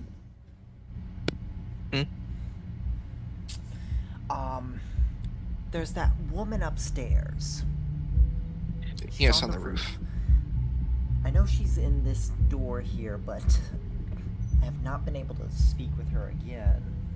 She's the only other woman in this entire place that I've seen that could possibly have the kind of physique needed for this. The door is closed. Still no answer. Knock again. Still nothing. The lieutenant gives you a quick glance. This door can only be opened with a key or from the inside. Kim, let's go inside your room. No? You won't let me? Also, I'm eating food for a bit, so I can't say much. I mean that's fine. Oh yeah, that's right. I was going. Can I?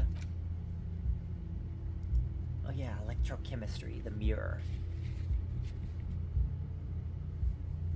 You know what? I might as well give that a try. See if I can wipe the expression off my face. Electrochemistry. Hello? Let's see, do I have clothing to boost electrochemistry though? Physical instrument, shivers, composure.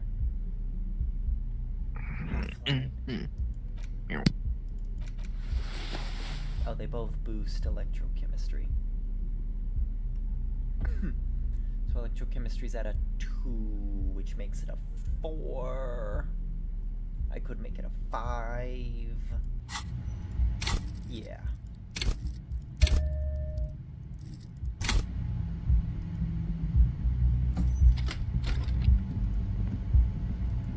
Give me a second, Kim. Gotta wipe this silly grin off my face. A mirror hangs on the bathroom wall. It's barely covered in steam anymore. It's your face in the mirror, adorned with the expression. Alright, let's try it again. I know the origin. There's no steam. So that's a 5, 9. I gotta beat an 18. which means I need to get a 9 or better. So 9, 10, 11, 12. 9, 10, 11, 12. 4 options. Yeah, not the best odds. Still not happening. It won't Unless come if off you roll a that perfect easy. 12. I mean, 12 is included in that count there, but 9 is the lowest I need.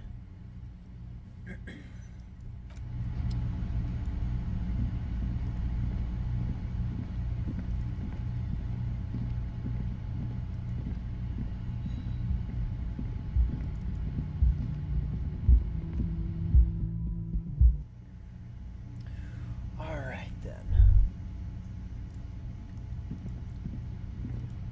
Still gotta figure out that other door. Can I help you? God, I saw another thing at the window. Another thing. Great. Yes, yep, I there it is. love those. The mysterious blue steel door in the back of the kitchen. Oh, yes, that door, sure. There's nothing mysterious about it. It's just a door. Do you know what's behind it? Do you have... No, I don't have a key. I don't know how to get there. And I don't care either. It's not like I've been wondering about it for 10 years. It's just a frit warehouse, probably. Oh. Or some boring storage space with a bunch of old junk and dust. Junk and dust. He's attempting to maintain an air of indifference. It's absolutely not convincing. I think you'd like to know what's back there. Fine, okay, a little. But my job doesn't leave me time for wondering about one locked door in one of the cafeterias I manage. So I haven't opened it. I have cleaned the whole place 100 times over, though, after the animals. And I haven't found a key, so good luck with that. Okay. Yes? That's all. So let's check the door, see if there's another, see if I can use the pry bar or something. You see a heavy steel door with a prominent dimple lock. It's painted blue. You know, this is really weird. The film that pops up whenever there's talk and text, it seems to just reveal what's behind the shadows there. The door does not budge. The door does not budge. The cobalt blue surf, old cobalt paint, rough. It leads to a side building, adjacent to this one. The old building next to this, half ruined. Whatever is behind it must be older.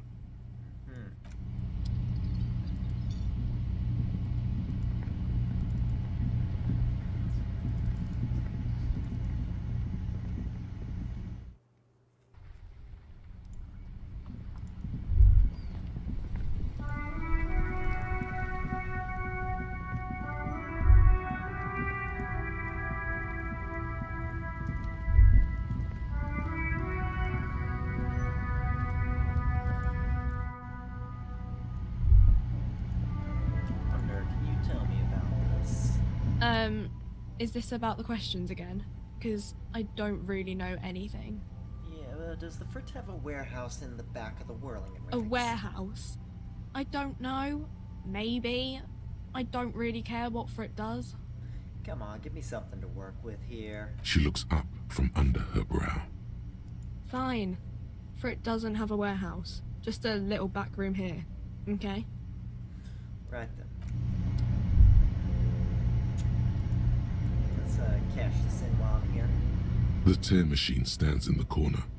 A sign says, 1 bottle equals 10 cents. Your bottles clunk into the machine, and the money appears with a satisfying jingle. You're a richer man now. Do you know what you should do with that money, kiddo? You should buy more alcohol. Enter the endless cycle of consumption. Shut up.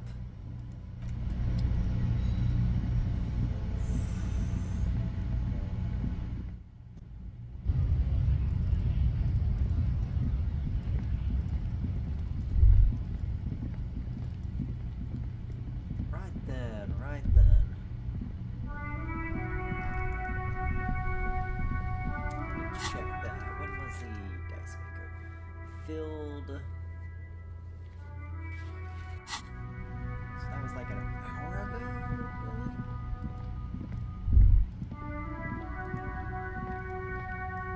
Let me check.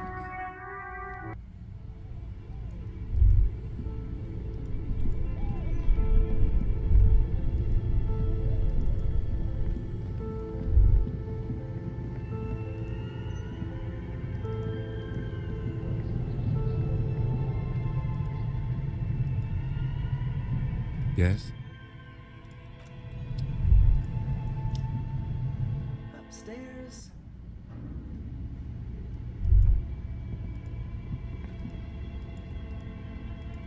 Oh.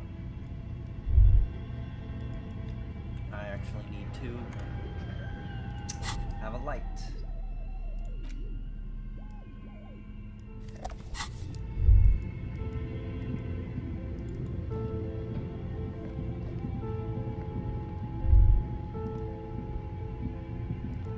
Let's check on this, see if that's ready. Oh, it's you again. Are you looking for a dye? I'm sorry. I'm a bit overloaded just now, so I can only produce one dye per customer.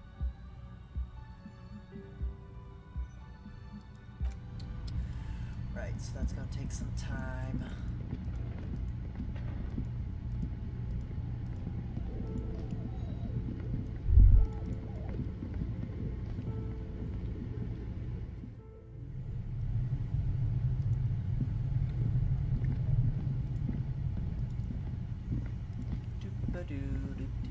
Let's meander through.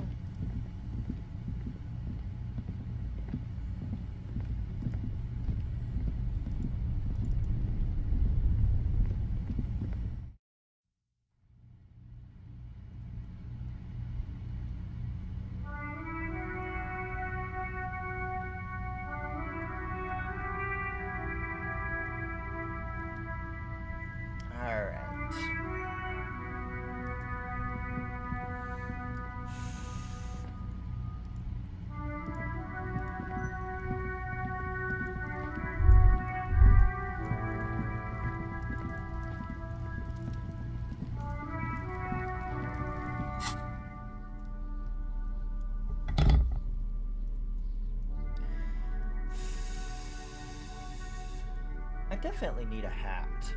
A hat would be nice.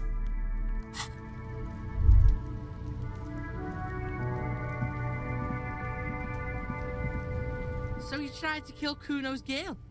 What's up with that? You want to talk about it?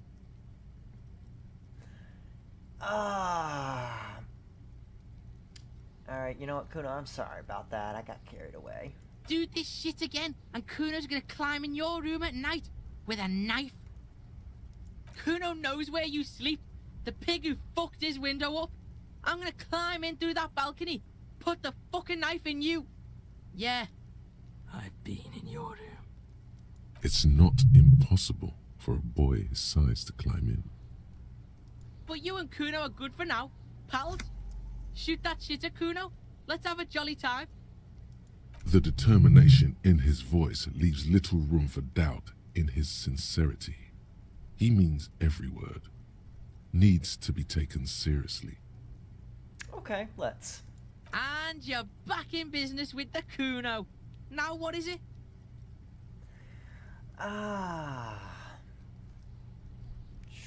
The body, what do you know about it? Shitload, pig. What's your question? Don't tell the pig shit, Kuno! This is where you quickly ask him questions. Real cop questions. Like a cop. Where's the rest of it? Well, let's see. Have you seen anyone suspicious around? Well, wait, no. There are contusions all over his body. Did you do that? Fuck are you talking about? What is this contusion shit? He says you're stupid, Kuno. They want to make you stupid again.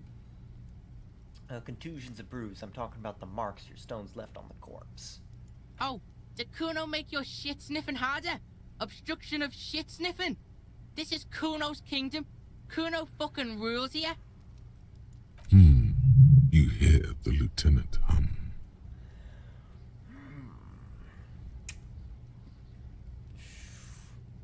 know who he was? Kuno's fuck imp. Kuno uses the fuck imp for target practice. He's trying to hide the fact that he doesn't know. I meant who he was before he died. Kuno knows what you meant. Kuno's not a snitch, that's all. Trying to make Kuno sing into the popo phone. You know how he got up there? Probably climbed. Kuno was busy down the road when that shit went down. So you didn't see it happen. You heard Kuno. Kuno wasn't even in Martinez. Kuno wasn't in Revachol. Kuno wasn't regional. Okay, where did you go then? I don't know. Some fucking... Mesk or I don't know. Some other place. Night City. Kuno was in fucking Night City. There is no Night City anywhere. That sounds like the name of a city in some pulp science fiction novel. Where is Night City? Kuno gives this info out on a need-to-know basis, and you don't need to know. Kuno didn't smoke the gimp, if that's what you meant. Thanks, Kuno. That's one name you can now cross off the list. Okay, have you seen anyone suspicious around? Just a couple of pigs sniffing around in the dirt. That seems pretty fucking suspicious to Kuno. Yeah, you tell the faggoty, Kuno! Alright, and what about the rest of his armor? Kuno doesn't give a shit about the armor. How come? Kuno's fuck gimp's got one big thing wrong with him. He's a fucking mutant. A mutant? Look at him. Fucking growth hormone shit. He's a giant. The armor's too big for any man. Kuno doesn't give a shit about that freak armor. Kuno threw that shit away. What do you mean you threw it away? Kuno tried to get the helmet on. It was too big. Kuno kicked that shit in the sea, rugby style. That shit means nothing to Kuno. You threw it in the sea? Yeah, that shit means nothing to Kuno. Kuno doesn't give a shit about material shit. Kuno's a fucking monk. You wanna fuck on someone about that armor? Go fuck the mustached union fuck. The jolly troubadour shit at the gate. Who do you mean, the troubadour? Yeah, cock and boot. You know that jolly union cow fucker? Came around talking about cows or some shit? Came around pretending like he cares about cows? Yes, you met him at the gates. The one with the boots and the jolly smile. You mean Mañana? Yeah, he's the one you want to talk to. He's fucking crazy about that armor shit. Coming here pretending like he likes cows. Trying to catch a peep at Kuno's armor. Curious, my liege. Why did Kuno feed you this information? And you're telling me this out of the kindness of your heart, Kuno? You know what? Yeah. Yeah, Kuno's doing charity today. Kuno Day. Kuno feels sorry for you two loser pigs. Kuno's doing pity now. Still, seems suspicious. He may have it in for that guy. Or you may be paranoid. That is also a possibility, sire. More on this later. Right now, let's You're talk about testing something else. Kuno's patience here. Get lost! Kuno, I found your shack. You found Kuno's secret door to Kuno's secret shack. It was closed for 5,000 years. How the fuck did you get in? I phase shifted through the roofing material. Shit. Get the fuck out of here. You can't do that. You can't do that, Kuno! He's trying to fuck at you again! Pigs can't displace. Can't do that teleport shit. How did you like it in there, pig old boy? Kuno's got a lot of cool shit there, right? Let's see. What's with the pig's head? Oh, that? Kuno decapitates pigs. That's just a Kuno demo tape. Demo tape, like some kind of musician. Oh, no, this one. Cool pig head, I liked it. Got one too. This one. This shit. What? What is this shit? Fucking on yourself. This is weird level shit. Kuno doesn't go there. Hey, Kuno, you've been messing with me this whole time. How about I just join in on it? Fuck your shit back to normal! What is this? Well played. No one saw that coming. Found a plate covered with powder residue. Know anything about it? That's where Kuno gets his daily hit of electric. Kuno Shazam. Kuno rides the fucking lightning in there, pig. Bet you'd like to ride the lightning too, wouldn't you? Jugs. You feel tired and old, but you could have that sparkle in your eyes. Electrochemistry? Shut up. I don't do drugs or alcohol or smoke. Period. Alright, so what's with the tube of magnesolam? It's a vitamin, pig. Don't you know anything? You could use some. It's magnesium, right? Yeah, it's the mag. You fucking need that shit to stay on top of your game. Kuno goes through like a tube a day, rips mag like a motherfucker, and you could use a bottle. Oh yeah, you're definitely right. We both have depression, don't we? Oh, don't teach him, Kuno! He's gonna use it against you, Kuno! I know all about magnesium. I rock it all the time. Got 9 doses on me. You're not getting this, pig. It completely takes away the hangover. It's like you didn't do anything. Like you stayed home playing with your choo-choo. Fuck you, pig! Don't do mag! You're gonna OD and you're gonna fucking die! Good call, Pigmeister. Don't come and talk to Kuno about his kingdom. More questions about the crime scene. Yeah? The kingdom of Kuno? The fuck do you want with it? The ladder. Ever climb it? Look at that fucking shit! You're trying to get Kuno killed! So you would say the ladder's unclimbable? Fuck does Kuno know? Kuno's not a fucking acrobat. Kuno knows the ladder is unclimbable. The lieutenant takes a quick note in his notebook. It's a trap, Kuno! Don't climb it, Kuno!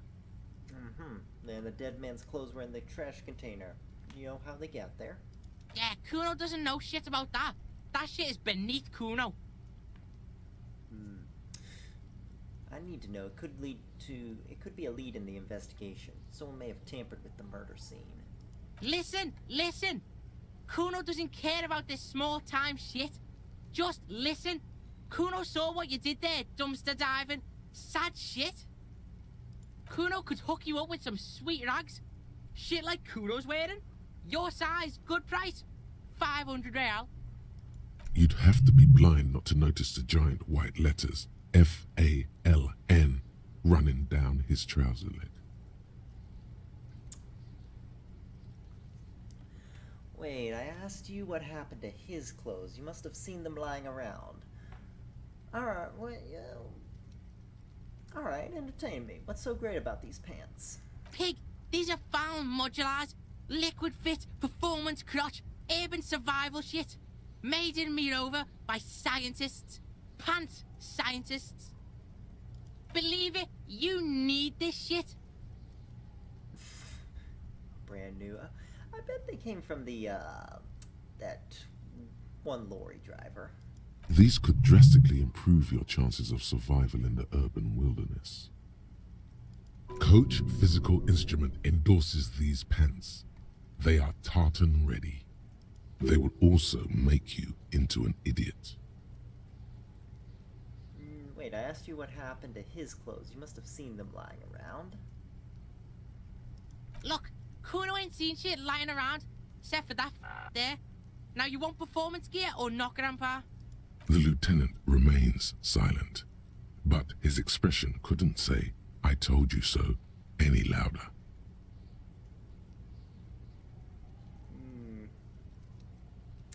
I might be interested in the pants. Let's talk about this later. Alright, Pico. Shit's rolling. Don't do business with the pig, Kuno! He's gonna steal all your money, Kuno! As you can see, Kuno and C don't trust you. Can't do business without trust. There was also this mug in the trash. The fuck? A mug in the trash? Is this about the fucking clothes again? Let's see.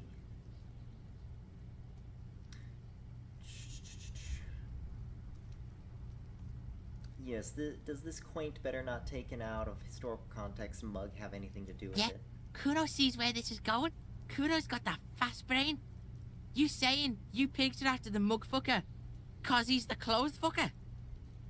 I can't hear you, Kuno. Speak louder, Kuno. That's exactly what I'm saying, Kuno. Someone has tampered with the crime scene, cleaned some of it up. Shit, that's tense. Someone's going to the beat-down basement, huh? Mug guy gonna get tied to the radiator. Kuno doesn't know who put that shit in there. And if he did, he wouldn't squeal. But if you find out, maybe you can... Tell the Kuno who it was. He's curious. He likes putting 2 and 2 together here. Stop turning into a pig, Kuno. They're trying to get you hooked on the snitching. Get away from my Kuno. Yeah? Get your bacon shit away. Kuno doesn't like to be seen with the popo. Get your shit done and out of Kuno's face. Might have questions later. Yeah, whatever. Kuno doesn't give a shit.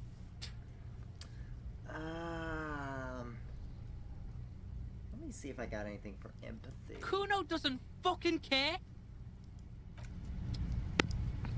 That's the important thing. Kuno don't fucking care.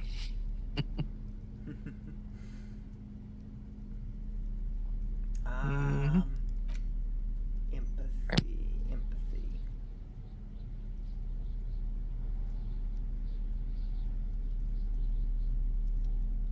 Interfacing suggestion. Nope, I got nothing for empathy. Okay. Alright.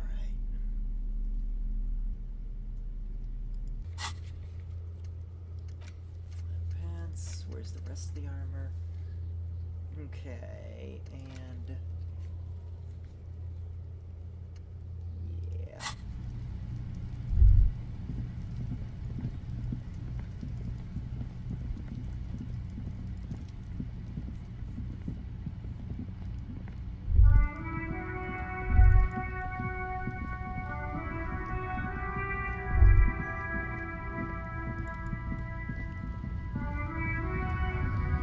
Alright, French dude. On the word with you.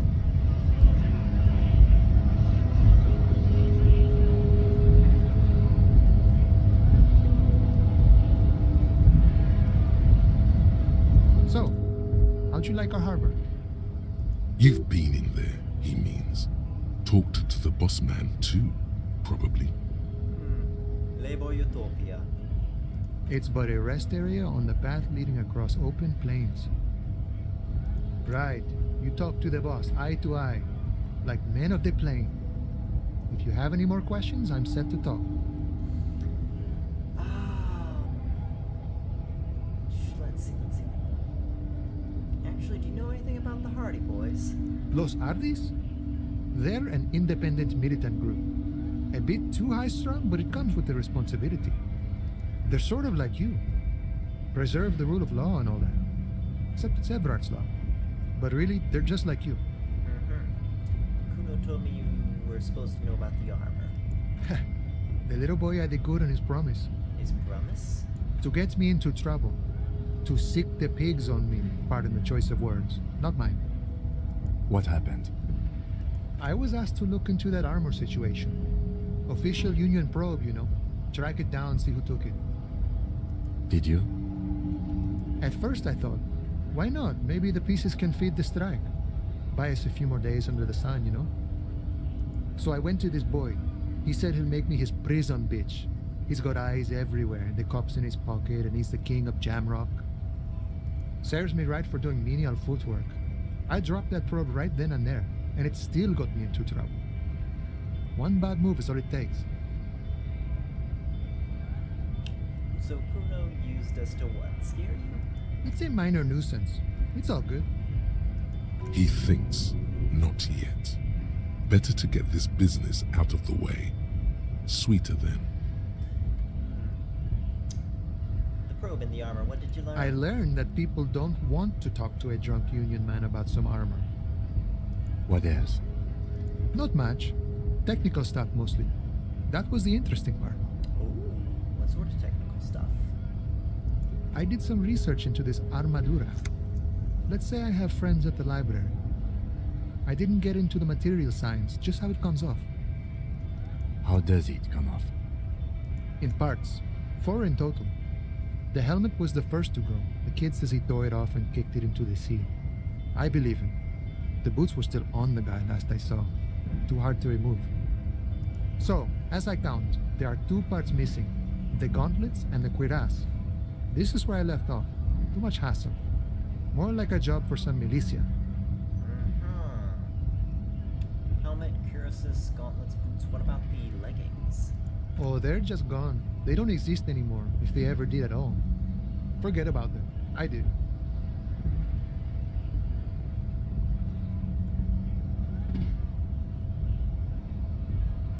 I'm ambitious. I'm gonna find all of it. All the pieces. All of it? There are junior officers out there, eager to prove themselves.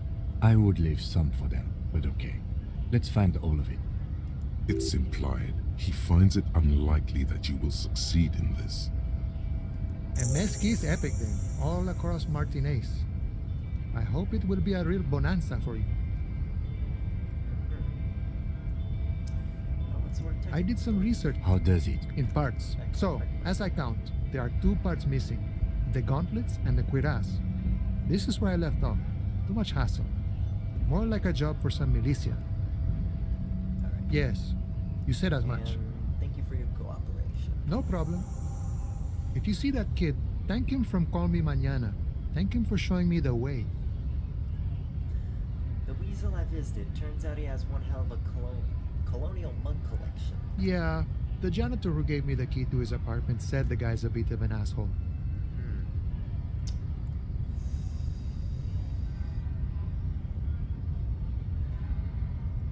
Yeah, his mug represents very antiquated social values. Like I said before, I don't know much about this weasel, but the bossman said he's a real piece of work. Okay. Thanks for helping out, friend. Alright, good talking. Right then. Oh, okay. Let's head back to Kuno, have a little chat with him.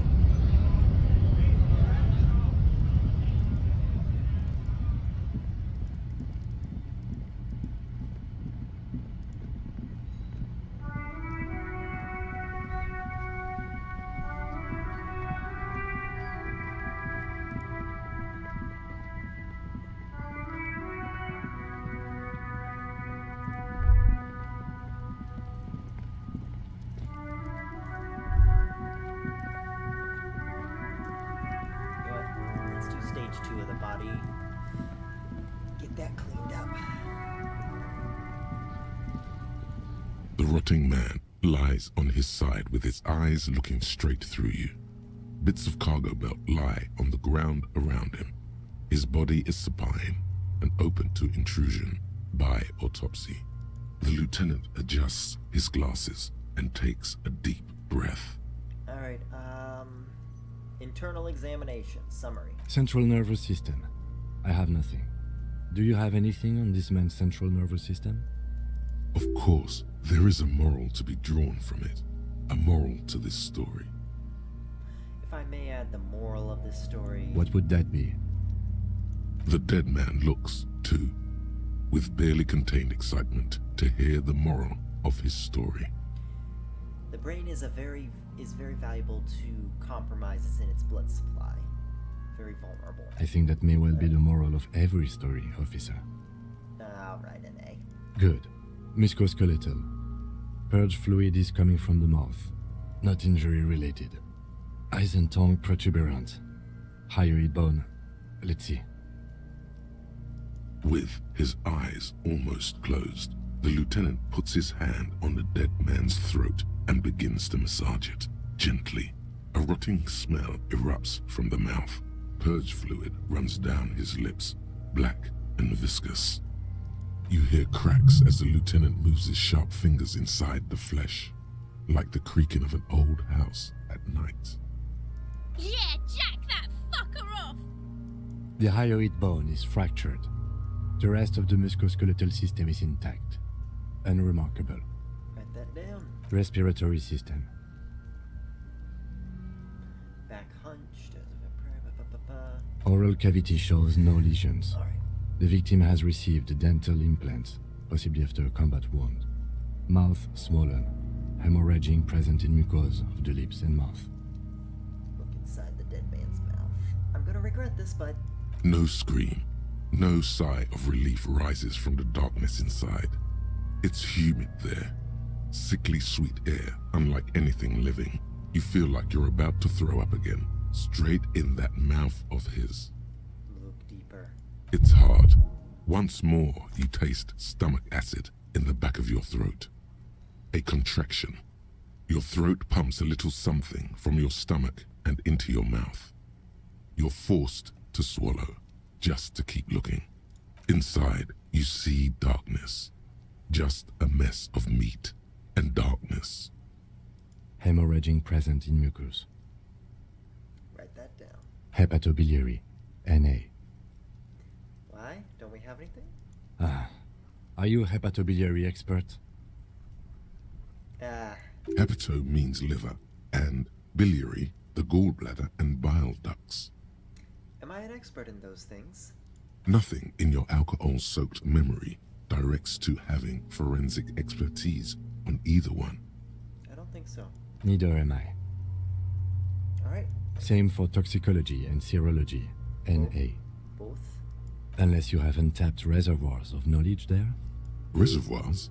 No, but do they take obscure trivia and odd tidbits? Would obscure tidbits and all trivia fit these fields? The completionist in me wonders if there's something we could still do. Like a toxicology screening? At this stage, I doubt processing will find anything, even if he was brimming with cocaine. But still, you should add a request. Probably is, but brimming with cocaine. It's hard to figure out everything, especially on your first run. Toxicology request. Cardiovascular. The body exhibits heavy lividity. Blood has gathered in the hands, feet, and neck. Hypostasis is visually consistent with the hanging. Gastrointestinal. This will do. Digested semi-solid food in stomach. Voila. Omit the voila. What's next on the list? Description of the injuries. Summary. Let's see. We have bite marks, contusions on the head and chest, and a ligature mark encircling the neck. You'll need 3 fields. Leave a 4th one too. Be thorough if you want maximum results. Okay. Description of injury of marks. Bite marks. Head, chest, and scalp bite mark injuries. Predation by birds has caused damage to the body. Odontologist does not need to be consulted. And your opinion, officer? Not fatal post-mortem. Agreed.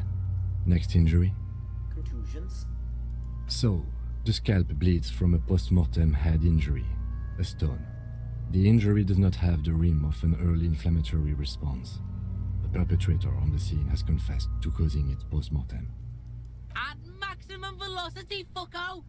Has confessed to causing it at maximum velocity. Write that down. Coagulated blood sticks to his scalp and chest, where the countless stones have hit the dead man. Beneath, the description of injury. 2 boxes. Non-fatal post-mortem. Right. Next. Maximum velocity. What about the injuries we have inflicted? Oh, so we inflicted them? Okay, I inflicted Okay, them. so there's a spin-stabilized munition from a Kiel A990 muzzleloader lodged in his lung, and an incision on the thorax from a chain cutter. I wouldn't mention those. Better not to muddy the waters.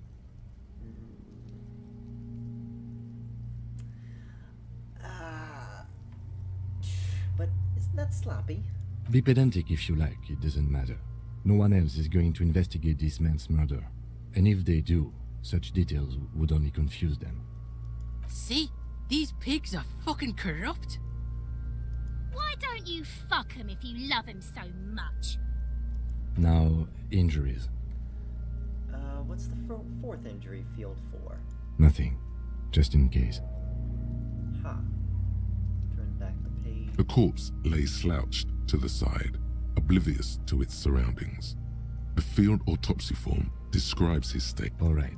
Be thorough Ligature if you want maximum. A dark red abraded ligature mark encircling the neck, with a gap on the nape measuring, let's say, 7 centimeters. The hyoid bone is fractured, the cervical column intact. I see hemorrhaging on the skin, above and below the ligature mark. Depth of the mark, 1 centimeter. No signs of clawing on the neck.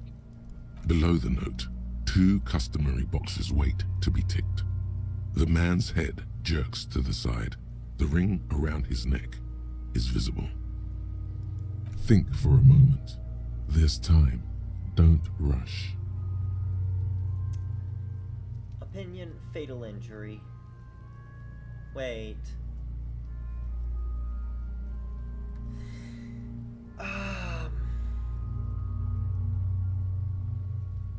Yeah, he may have been knocked out, but... I'm gonna go with non-fatal post-mortem. Because I still have a feeling that maybe the initial knockout blow conked him entirely.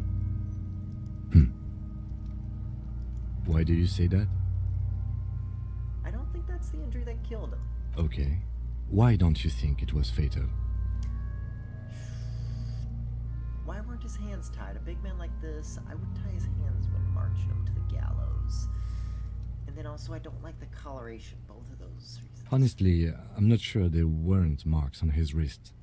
That part got blurry for me. The stench. But you are right, I was ready to call this. Now I think we should leave it empty, at least for the time being. Let's wrap this up. I pronounce this field autopsy over. Alright, what now? Well, first, how'd it go? It was an irregular field autopsy. We did not establish cause of death, which is supposed to be the goal of an autopsy. But, personally, I do not see this as a parameter for success. We also requested a toxicological screening. That was thorough. The results should arrive in a couple of weeks, if we are lucky. I will not hold my breath. Kim, with all due respect, hold your breath. I would not breathe in this area. So, bigger speech. What else? We were thorough with the list of injuries too. We described them all in detail. What is there to say? Given the circumstances, it was a professional field autopsy. Oh yeah, well done, Master Detective. Maybe a drink is in order? If you mean a drink of water electrochemistry, because boy do I need to hydrate.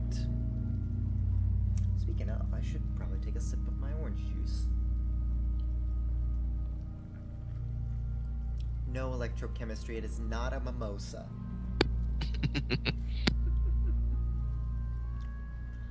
What now? I need a copy of that autopsy form. Then I will drive him to Faubourg. Rip out a copy. For processing. You tilt your head, also looking at the corpse. I'm sure we didn't get everything. There's always something. Perception. I need to check that real quick.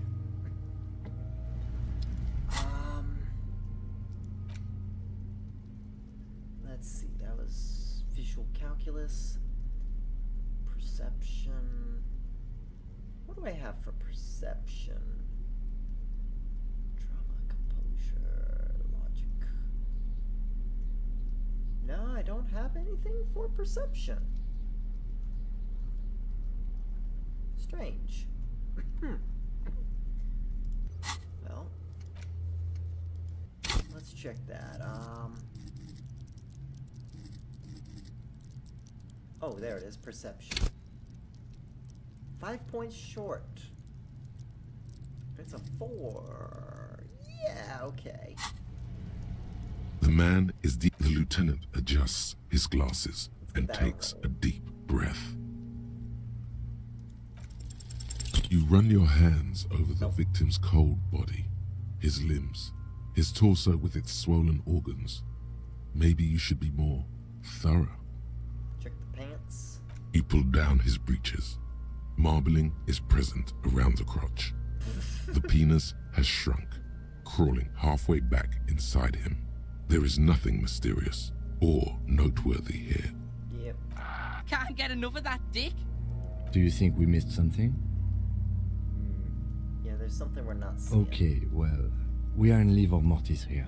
He is disintegrating. We need to refrigerate the body if we want to conduct another examination, and we need to do it fast. Okay, where do we find a fridge for the Hey, wasn't there a giant ice bear sarcophagus below the building? Yes! So that's what the ice bear-shaped refrigerator is for. Now, that's an overstatement. It's not actually for storing cadavers, or at least I hope so.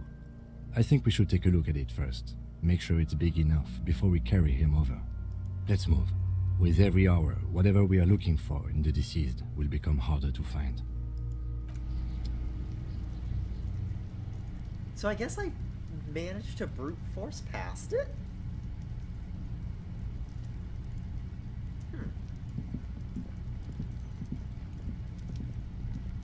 Actually, hold on a second.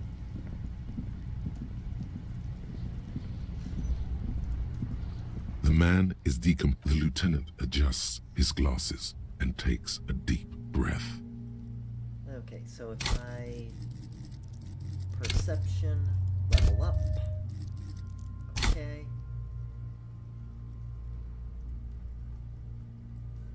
And roll. Well, wait. Gotta restart that. The lieutenant adjusts his glasses and takes a deep breath. Now, it's a 14, I got a 5, which means I need a 9. Yeah.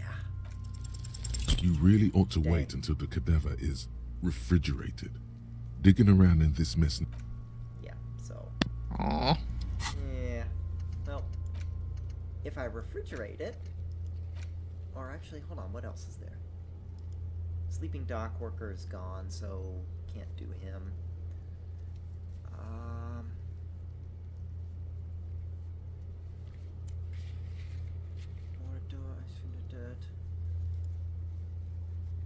Kuno. You know what, let's check. What do I got for empathy?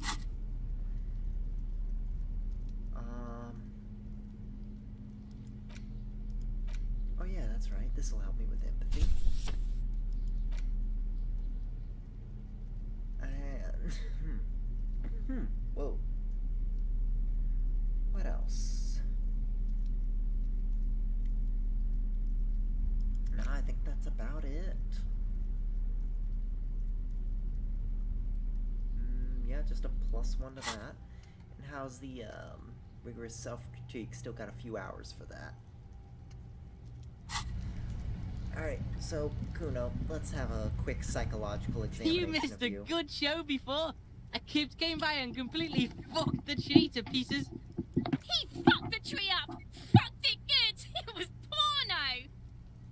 You need to act decisively. It's Kuno. Use Kuno words.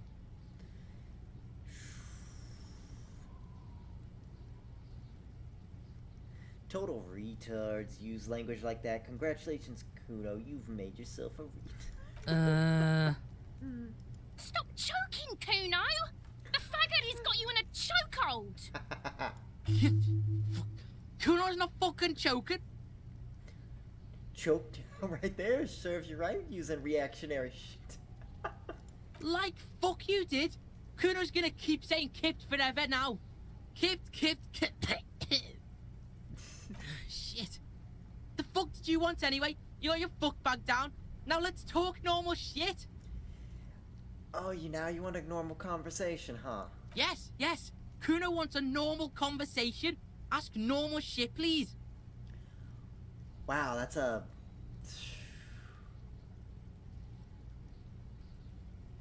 You know what? I can always just increase empathy later. He's on your crime scene, bossing you around. And he's been here for some time too. This is where he hangs out. You have to get more out of him. He could be useful.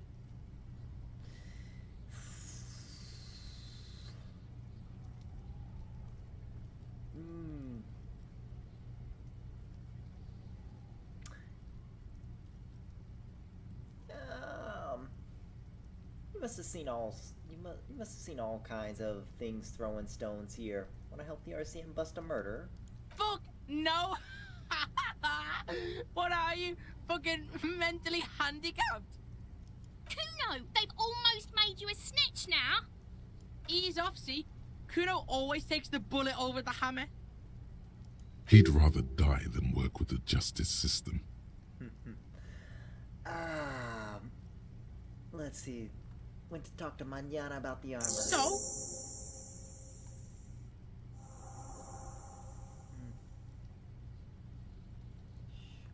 He said had to thank you. Wasn't too keen on chasing down that armor anyway. Fuck, okay. Kuno's a giver like that, yes? Kuno sent your fat ass running around like jello. Look, pig. Kuno sent you to rough some people up. Kuno played you. That happened. Now you and Kuno should move on. I remember this, Kuno. You got fucked. You got fucked, pig. Fucked bad. Of course you're gonna remember this. Now get the fuck out of here, griefing the Kuno. After this shit, you better have something real interesting to say if you want to stay in Kuno's face. Yeah, real interesting. Yeah. Alright. Kuno doesn't fucking care. Now then, about that, refrigerator. Let's see if that's worthwhile. You see, Kim, it's a good thing we took care of all this other stuff before actually examining the body.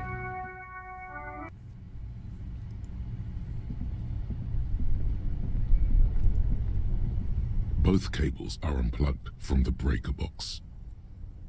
Somewhere in the dark, a giant electrical mammal stirs to life. There we go. We're gonna need power for it, so let's plug it in and see what we got.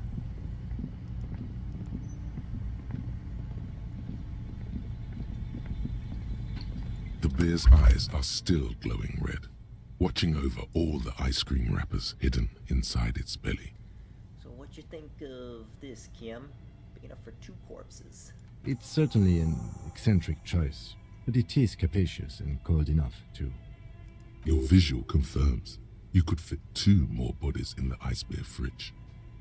Shall we go and get the body, then? I'll take the head, you take the feet.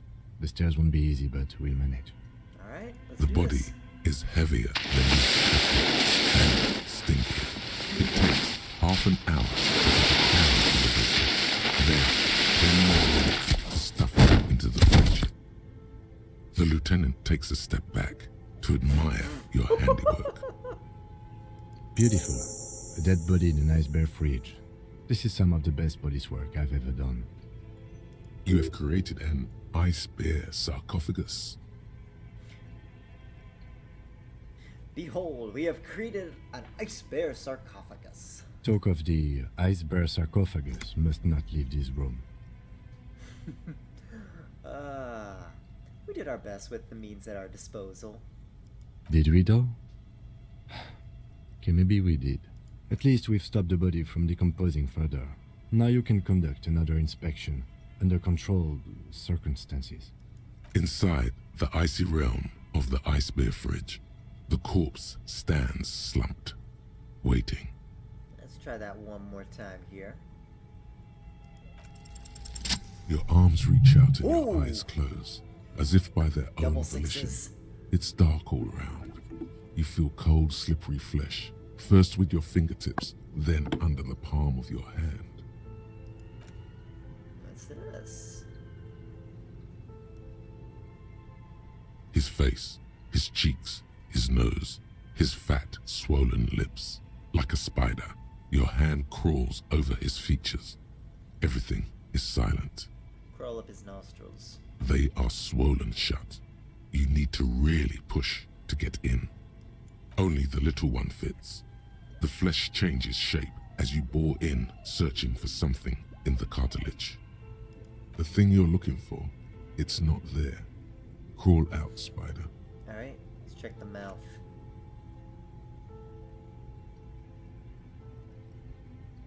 The oral cavity is cold and moist. A ball-like tongue attaches itself to the base of the mouth, lolling around like a scallop. Let's take a look. A vision of black and dark red death, pried open by your naked hands and studded with teeth. Looks like he's laughing. Death fumes rising from the throat, and there, in the back of his mouth, above the bell of the uvula, right in the soft palate, you see a hole, barely visible to the human eye. It is swollen shut, almost vanished. No larger than 0.4 centimeters in radius, the edges appear darkened. Interesting. An abrasion collar. This is what we're after. Okay, abrasion collar. Abrasion collar. A black trickle of liquid runs into his throat from the wound. Your index fits right in there. A tight tunnel of flesh opens up. Tissue damage. Wide enough for 2 fingers. As you push both in, you reach through his mouth, right into his brainstem. Feel around first. The basal ganglia feels clumpy. What entered here has torn apart his reptilian complex. This man will never sleep again, never wake. The funk soul brother at the back of his head has gone dark forever. Push deeper. Your fingers slide into the remains of his limbic system. There is no resistance. It's gelatinous. The slug-like structures are damaged too. The tearing extends deep into both hemispheres. This is what he used to regulate his emotions with. There's a cavity here, cut right between the hemispheres. The lieutenant answers with the sound of his pen on paper. Keep digging. Your fingers are all the way in now, reaching toward the inside of his skull. The cavity goes further, but the entry wound isn't wide enough for the rest of your hand to follow. Wriggle. Your fingers reach toward his skull. His cerebral cortex feels like jelly. Cold jelly. Strange fluid streams down your wrist as you push deeper, until you feel it on the tip of your finger. Sharp, serrated material. The edges cut right into your skin. Fish it out. Yes!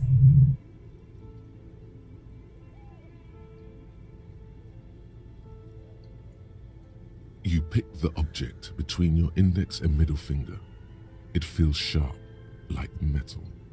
With your face twisting from pain and concentration, all you need to do is just... Slowly pull your... The inside of the head feels cold and smooth, like a glove. Sweat dripping down your brow. Careful not to lose the prize between your fingers. With a plop, your hand emerges from the mouth, covered in blood up to the wrist. Between your fingers, a small flower, a blossom made of lead. Aha! A bullet. Well, I think The that's bullet the best falls in the bag, leaving a smattering of blood on the plastic. He raises the bag under his eyes and says, A non-caliber. Rifle. Some kind of brittle alloy. Fractured on impact. Keep it, Lieutenant, as a gift. No, you deserve it. We can log it later. We need to add an item to the injury list. Injury number 4. Oval entry wound with an abrasion collar. Soft palate, back of mouth.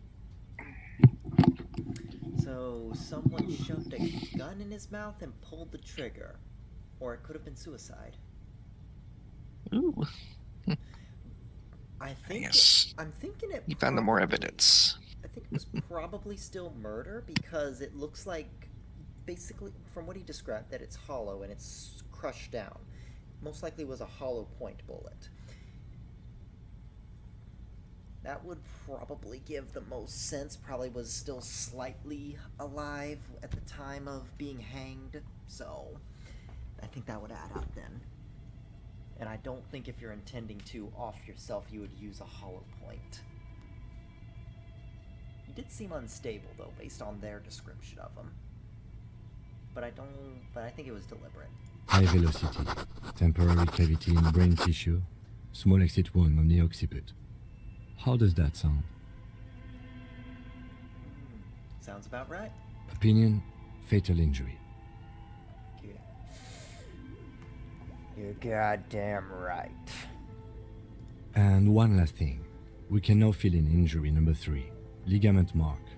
Opinion, non-fatal. Post-mortem. Treatment. He's proposing the bullet was the real cause of death, and the hanging an attempt to conceal this fact. Treatment. Oh, yes, treatment. Yes, and the belt around his neck. The hanging. Even dragging him to the yard. All of it was done after this man was already dead. Agreed. I have had my doubts since you showed me the tracks. Why did they carry him over? Why not march him, I thought. There was no satisfying explanation. There have been other signs too. Small things. We were right not to assign hanging as cause of death, as the perpetrators expected we would. No such luck for them. There is, of course, the very real possibility he was both shot and hanged.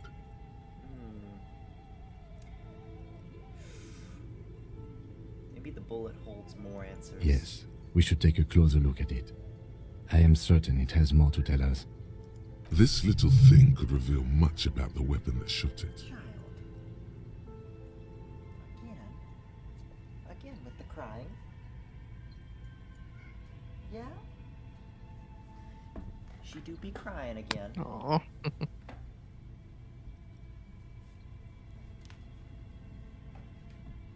Let's see if she'll let me pet her.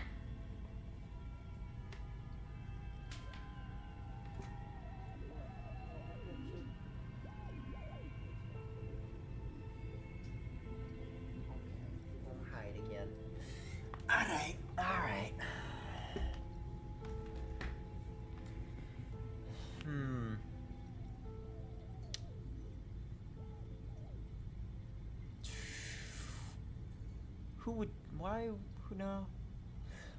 Why would anyone do this? Alright. He was getting rowdy. He assaulted the Hardy girl.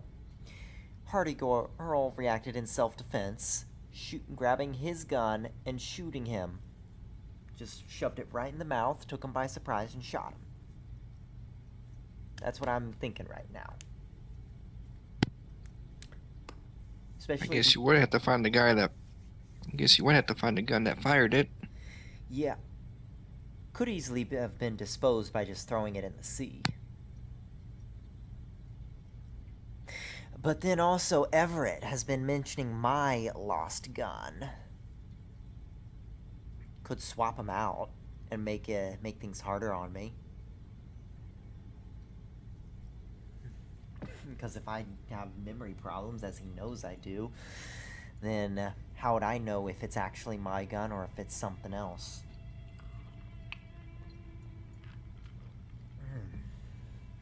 Let's see. Let's just run this by. To put him out of his misery? It's possible, but it does not explain all the other dubious things here. Lack of struggle, primarily. I may be intellectually sloppy, but I prefer one theory at a time. And this just smacks of treatment to me. Who would do this? That's for us to find out. But this, it will make finding them just a little easier. And why? To hide something. The real killer? The real motivation? What really happened here? Well, I think I definitely need to wash myself. Oh, you really, really do. I am glad to hear you say that. Your room in the Whirling in Rags should come with a bathroom. Be sure to make use of it in the evening. Alright, what happens next? We bag the corpse and carry him to the holding pen of my kinema. I can transport him to processing myself, but I will be gone for the rest of the day. I don't want you to go just yet. Work on the case. Tend to personal matters. Try not to do anything too dangerous. An officer needs backup in a neighborhood like this. I'll leave that choice to you. And one more thing. Great work, detective. I really wanted the boots, though. After you bag the corpse, Lieutenant Kitsuragi will leave the party until tomorrow morning. You can do side tasks, and even the main case, but it might be more difficult. Plan his exit accordingly. Close the door. But wait, how am I gonna get to this if it's after hours? I think they mentioned about sneaking out. But no, that I can't sneak into here. Maybe there's another way. I don't know. Well, I guess I'll see. If not, you know what? Let's see what time it is. Let's do a quick save just to be on the safe side. In game, it's about 5 p.m. Alright, let's check this. The bullet is safely sealed away in a plastic bag bearing the RCM stamp. Kim has filled out the label on the bag with the item number, case number, and date and location the bullet was found. What do I do with you, Bullet? What? I said, what do I do with you, Bullet? Well, if I was the bullet, which I'm not, I would say find the weapon that shot me. Good idea. If we find who owns it, we will have likely found who used it, possibly to kill our victim. In conclusion, the more we know about this bullet of yours, the better. Feel the bullet through the bag. The squashed bullet has some sharp edges where the jacket has split open. It feels cold, even through the bag. You wouldn't ordinarily have cause to handle jacketed bullets. The citizens' militia uses cast bullets only. Little pebbles of metal loaded from the muzzle, usually in a cartridge. Inspect closer. The jacket of the bullet is made of a yellowish metal. It has blossomed out to reveal a dark grey core. The base of the bullet is close to 5 millimeters in diameter. Look at the jacket. You can just about make out a few striations near the base of the bullet. Little hairlines, linear. It feels standard. And the core. It's quite destroyed. Some of the fragments are still lodged in the wound. What can you say about the bullet so far? Wow, it's a jacketed bullet close to 5 millimeters in diameter. A jacketed bullet. Okay. It would have been shot from a military-grade breech-loading rifle, not from a muzzleloader like those typically found on the streets of Martinez. Highly unusual. The people of Revachol haven't carried breech-loading weapons like this for nearly half a century. Excuse me? Even the RCM uses ordinary unjacketed conical bullets. This is strange. Very strange. I like this, officer. Strange means unique. Unique means incriminating. We need to find the gun that shot it. You can't remember what happened last week. What makes you think you're going to remember arcane firearm models? Oh, jeez, come on. Come on, you just had to give me the snake eyes. Ow, that hurts.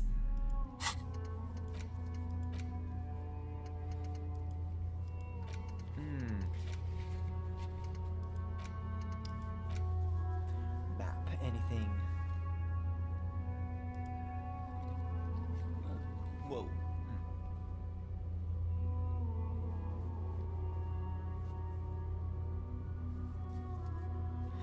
Map wall. Titus Hardy. It's gonna need some authority, but nah.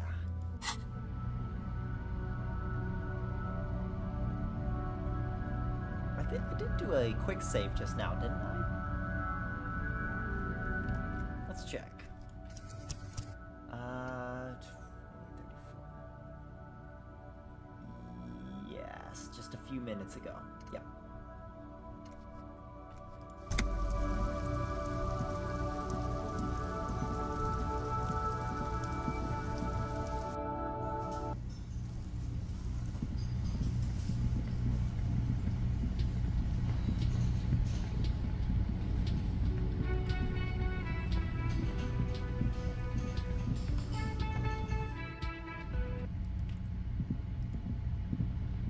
The door is closed. Alright, I need to just... bottles.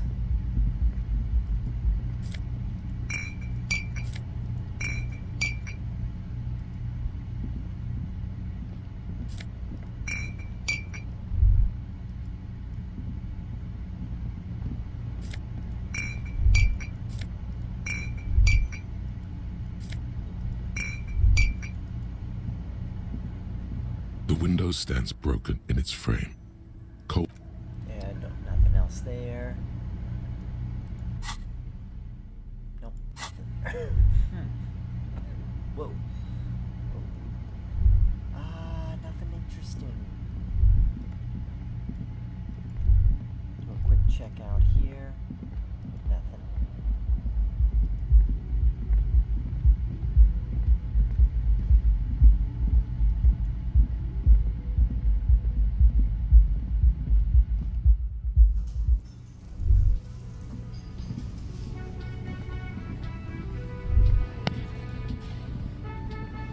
Definitely go bottle hunting. Oh, and I should try. Did you ever see that spilled alcohol on the counter? I saw it. I refused to lick it. Did you lick it? I refused to. like I've said, I'm not taking drugs, alcohol, or smoking. Alrighty. It may make things a lot harder, but damn it, I have principles.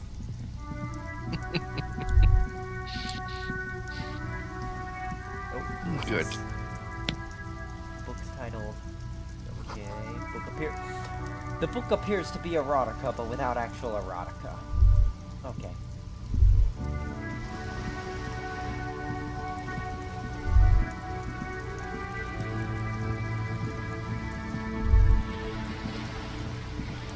This coin-operated viewer is facing south. The instruction manual says to insert 25 centimes and pull the handle while looking inside. Then use the focus knob to zoom in if necessary. Why place a tourist attraction in the middle of such poverty? There was a revitalization project in that's 49. right. A design studio tried restoring Martinez to its pre-war glory. It didn't stick. They got as far as the street lamps and that statue on the intersection before something went sour. I suspect it was Evrard Skler's doing. He muscled them out. It's how it usually goes around here. I dig it. That's odd. I could swear you were a police officer. Yeah, Your money disappears into the coin slot. A clunk, the ring of metal. The curtains on the display open. You lean in to catch the view. It's blurry, different blues and greens. In the middle of the shimmer stands a drab grey shape, like a ghost. The lenses shift. The ghost sharpens into an islet in the bay.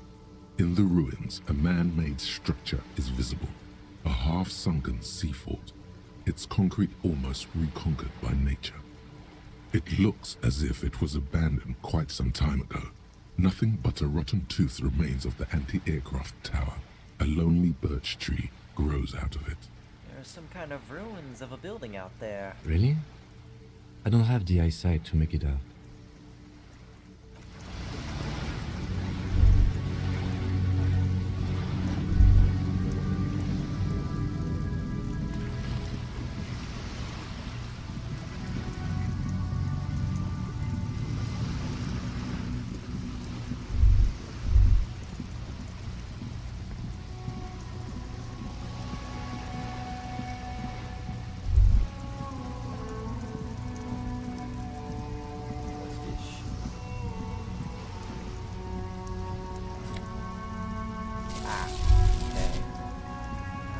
Check here.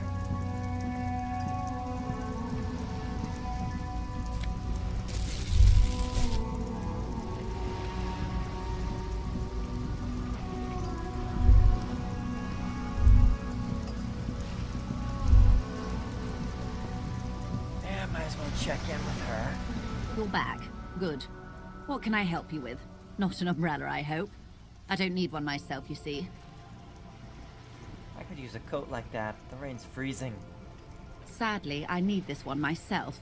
It's hydrophobic, repels water, almost magically. The company makes them for offshore platform personnel. Very sturdy. I can imagine. What I can do for you is answer some questions. Nothing like talking to pass a rainy day. What can you tell me about Wild Pines? What we do. I'm afraid I don't speak for Wild Pines as a whole. It's a giant undertaking. There was a touch of discomfort there. She wants to merely represent. So what do they do? The Pines' core competency is logistics. Container shipping, freight, that sort of thing. See those airships there, blinking? Those are the shipping side of things. And that is the terminal. Another subdivision deals with energy, oil and gas exploration, offshore platforms.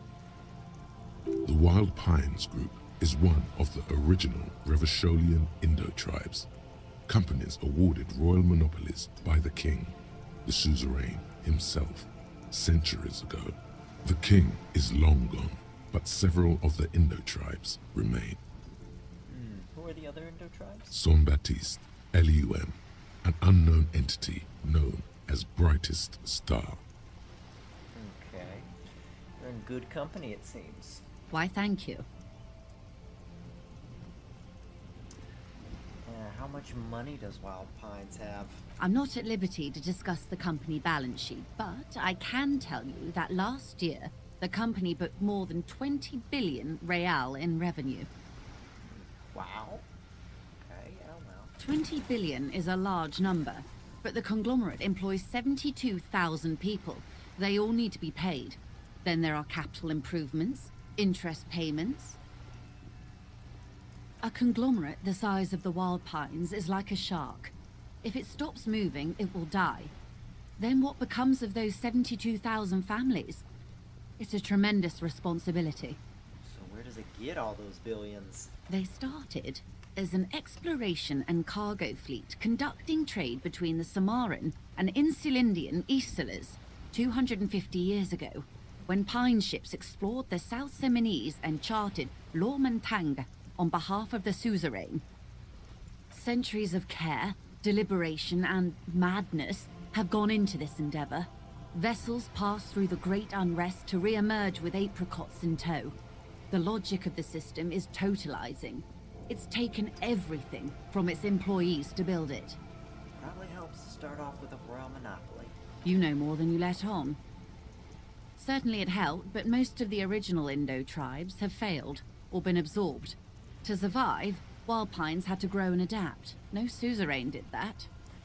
And what does a huge system want with a place like this? You mean aside from being the terminal's legal owners, who are responsible for moving 8% of the world's cargo? 8% of all cargo in the world?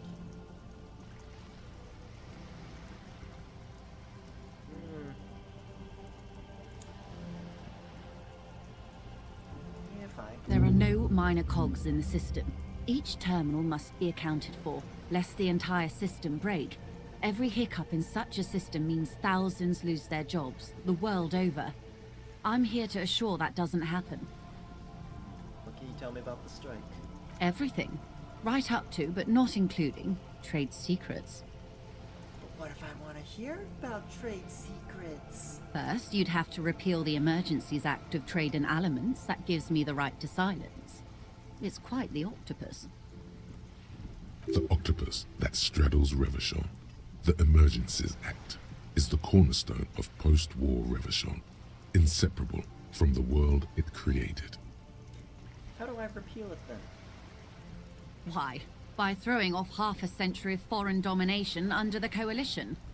Unfortunately for you, the Coalition also leases you the right to police West Revachol. You'd be shooting yourself in the foot, in other words. Right. But I am derailing us. You wanted to know about the strike.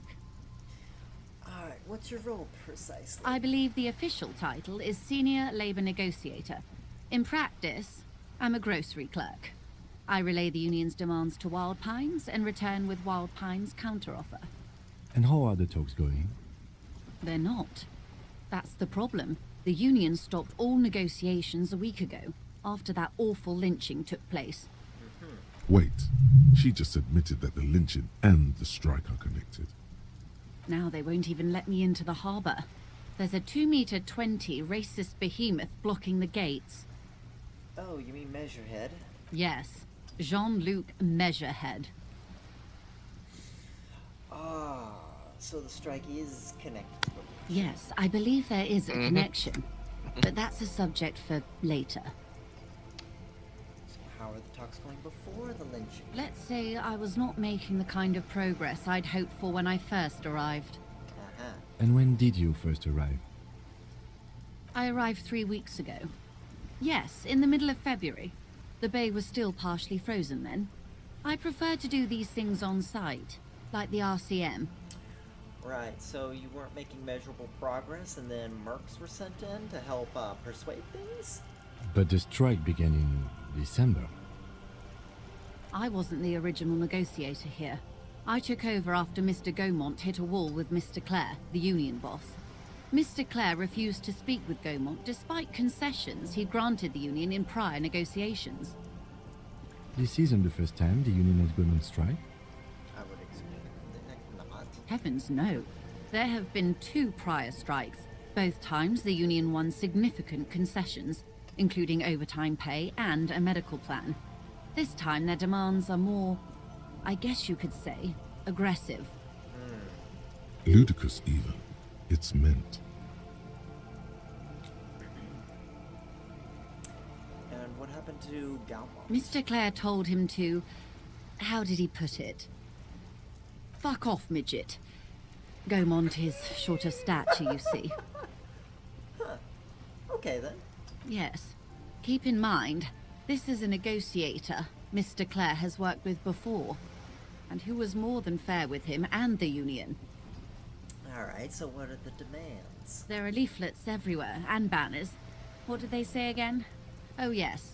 Every worker, a member of the board. So a co-op. Most of the workers probably don't know what that means.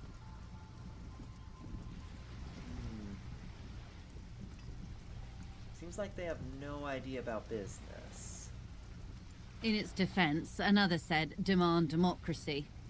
Pretty tame stuff compared to every worker, a member of the board. What does that even mean? It's quite simple, you see. Every time the Wild Pines group makes a decision, about what? About anything really, it needs the signature of each of the 2,200 workers in its Martinez terminal. Just so you understand, this is but one of 22 terminals owned by Wild Pines. Essentially, not only are they kings of the company, they are also kings of the 72,000 employees of Wild Pines Group. An opening gambit, surely.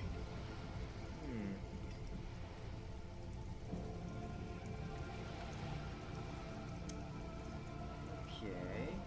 Yeah, that sounds like an opening gambit. So I hoped. But this type of opening is usually followed by a more reasonable offer. I've yet to hear one. Just the same nonsensical slogan repeated over and over again. And now, people are getting lynched, I hear. Behind the whirling in rags. A disastrous situation if there ever was one. Excuse me, from whom did you hear about this lynching?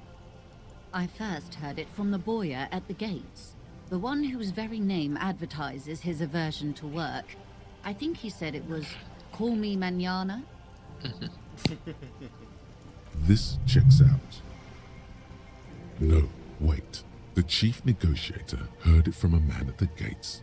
Surely the Wild Pines Group has more effective channels of information. After all, 2,200 people are on the strike. This is a big deal for them. And the scabs at the gate. The scabs?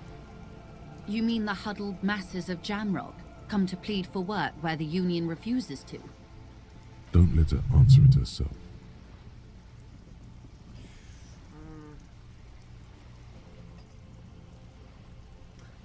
Let's call them strike breakers. You put them here, right? If these strike breakers were organized by Wild Pines or its affiliates, then it would be a company secret. I could not share it with you. Not yet, at least. Of course. It's implied. She's open to discussing this matter with you at a later occasion. Okay, and what do you think of Everett? Everett Clare is a man of the utmost integrity. If you can say one thing about him, it's that he always puts the interests of the workers first. She's being sarcastic. Don't take her performance literally. That's not what you think. Of course not. Everett is fantastically corrupt. I imagine he has a thick, viscous goo where you and I have blood. If you were to prick him with something sharp, you could see it oozing out. A knife, maybe? No, a rapier. You sound like you're about to take a rapier to him. Oh, heavens no. We get along just fine. Yet, now that you mention it, I can't stop imagining that black treacle just dribbling down his double chin. That's Everett, all right. He is the most corrupt individual I have ever seen, and I deal with men like him for a living. If there is anyone more venal, more irredeemably nepotistic, then it's his twin brother, Edgar. I remember... Wait! There are two of him? I remember hearing something about this Edgar. Have you seen him? No. Edgar looks exactly like his brother, except for that lazy eye. He also talks exactly like Everett does, and when one's term as foreman is up, the other takes over. It's how they circumvent the term limits, you see, with a funny little switcheroo. While in office, they've embezzled God knows how much of their workers' dues. About the union itself outside of the brothers. The Débardeurs Union was once a perfectly normal institution. 20 years ago, anyway. It must not have been easy to establish under the Emergency Act, but they did it. I can respect that. Organized labor at its best, as they say.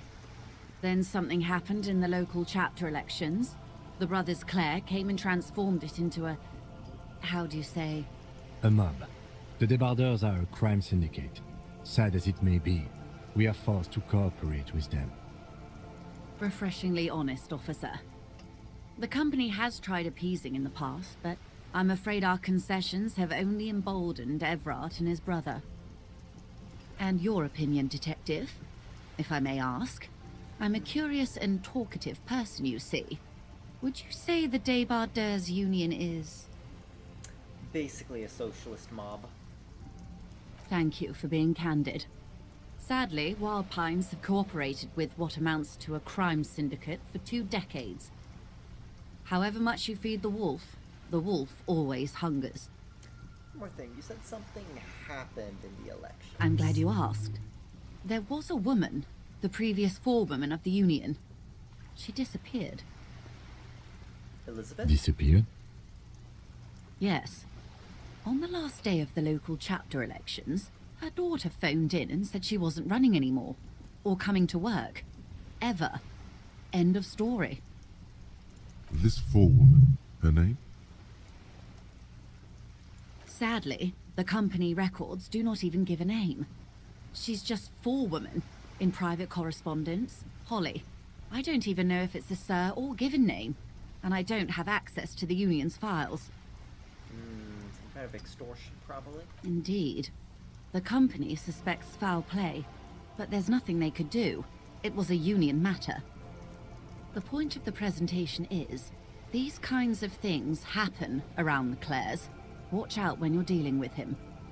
Thank you for your concern, ma'am. We'll be just fine. Alright, change subject. Of course. How else can I help? Yeah, by the way, I have talked to Everett. You have? And how did you like Mr. Clare?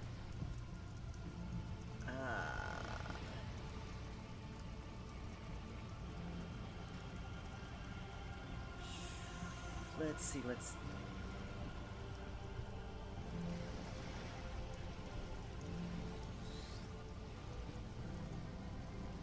not important if I liked him, I was just doing my job. Of course, detective. Excuse me for implying otherwise. The RCM does not pick sides in this. I hope it doesn't come off any other way. Meow. Of course. And I don't expect you to share anything he told you with me. I'm not a corrupt verm myself. However, if you felt like discussing something, how could I stop you? Are we not human? Are we not curious to hear another person's take? It's only natural. We would only be gossiping. Intellectually speaking, it would be quite interesting to hear what she has to say about these things. Oh yeah. Tell her she'll like you for it.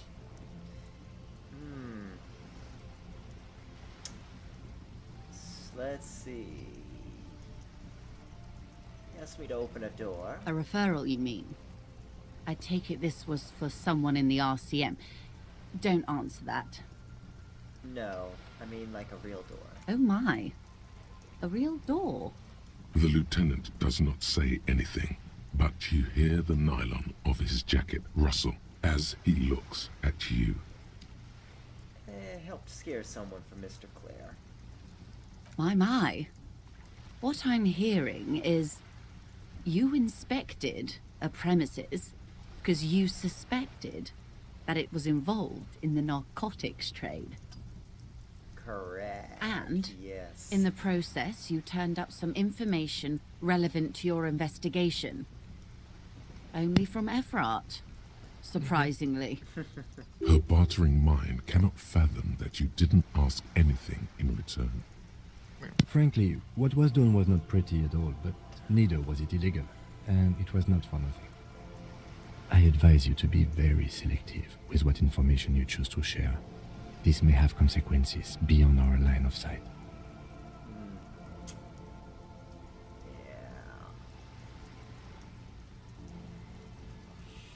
He doesn't seem at all worried about the whole conflict that's developing. I wouldn't have taken Everard for a saber rattler. Was he surrounded by Union men he wanted to impress? No, it was more like he wanted things to get worse. In secret, of course.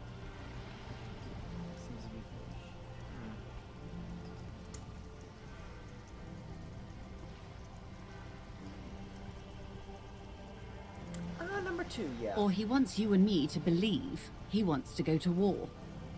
There's always that risk, man. But if I may offer my opinion, sure, Kip. He means it. I'll think it over, Detective. Thank you for relaying this information to me. Have I underestimated the Union's ferocity? She has to ask herself by now. That's all for now. What you've said is quite enough. You've given me a lot to consider, and may have helped me prevent this conflict from escalating. Does she know anything about the guy they killed, or hanged, quote unquote? Well, let's... Of go course, back Detective. to the rest. Should something come up later down the road, don't be afraid to drop by for a chat. Until then, is there anything I can help you with? Well, there was,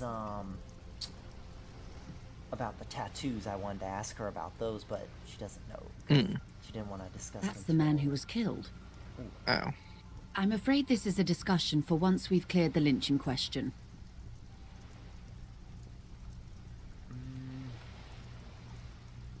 Better not tie the forestay to the batstay on this. I hope there is something else I can help you with. Alright, that's all for now. I guess the only other thing I could... What? What is my lower intestine going on about? Lower intestine? The term is metabolic and circulatory system. Okay, but what's the hard stuff? Fascism, Brota. Wait. Okay, so I made up my mind about no. You're going to keep your vooz, right? Keep your vooz, Brota. Absolutely not. I'm not going to be played by an upset stomach. There's a slow, painful growl somewhere in your intestines. Yeah, you can also internalize fascism. Liver. I'm not going there, and plus I already have enough stomach grumbles that I don't need this. It is one of betrayal and disappointment. And what's this? Wow, you work hard. I do? Oh, yes. You hustle. You're a provider. It's tough out there, but you keep it real and provide. What hard work do I do exactly? Look at yourself. You're a human pedometer. You must have walked 200,000 steps down cracked asphalt, mosaic, sand, and linoleum after you re-emerged. That is the sign of a hustler who never gives up. The world is harsh and people are evil. You didn't make it that way. And you won't ride hard or die. You ride.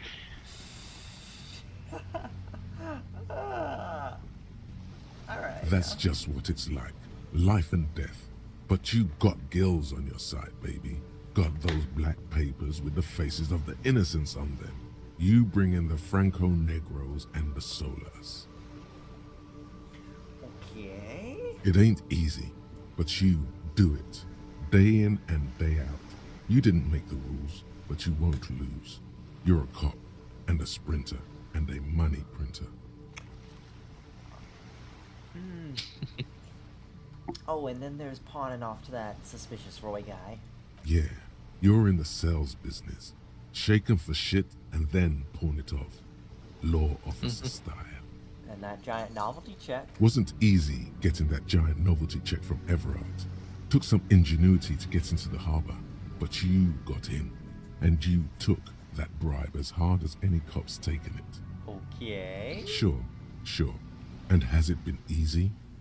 Is life easy? Have you not gone into cardiac arrest? Are you not about to have an anxiety attack or shoot yourself in the mouth? But you still hustle 24/7, ride or die. Now, ask yourself, are you rich? No, I'm actually not. That's right. You work harder than anyone. You almost rode yourself to the grave, and you're still practically a hobo. Why is that? Because you're a hobo cop. Fucking taxes, man. That's right. 100%.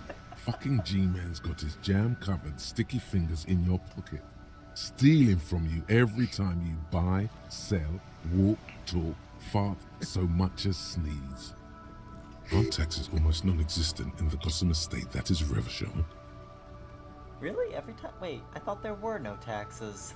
You and I both, but they got those indirect modes of taxation. Sales tax, excise duty, extraction tax.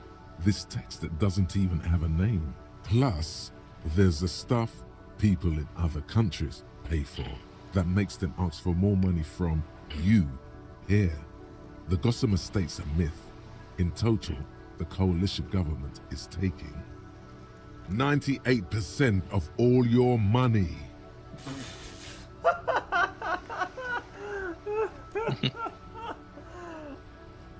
Are you sure? That seems like a pretty big number.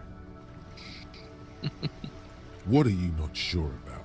They're milking your nipples till they bleed. Can't you see? Aren't you sick and tired of having bloody nipples? This is the indirect taxation thought, I think. Bleeding nipples are a kind of pain, but how will deregulation help with that? Opt in, but only a little. It's all about the tax issue, hustler. No other problem in the world is as pressing as top marginal tax rates. And don't you fucking forget it. Oh, jeez, what do we got here? Indirect methods of taxation. Oh, and a 15 Indio tribe. Jeez. Oh boy.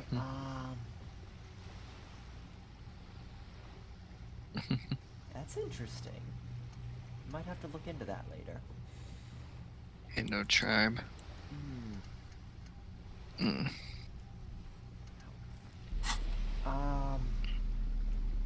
Nothing here, and what's over here?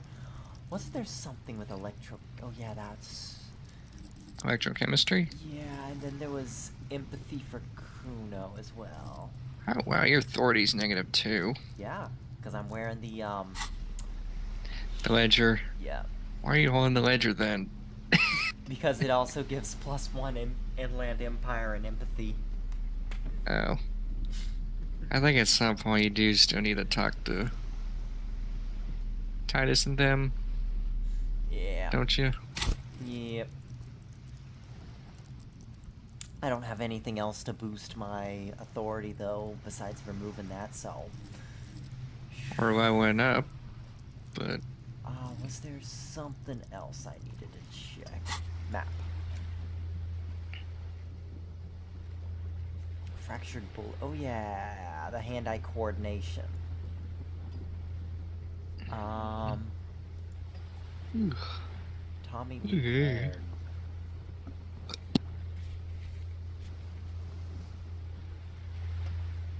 There are two things that I can do with empathy. Hand-eye coordination. I don't need to worry about that because I can just probably do that a little bit later. So, you know what? Let's do the empathy.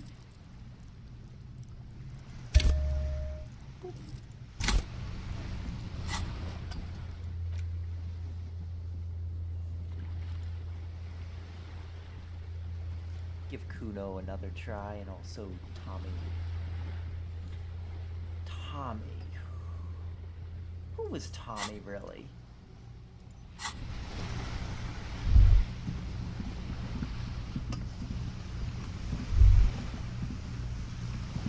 Can't remember him now.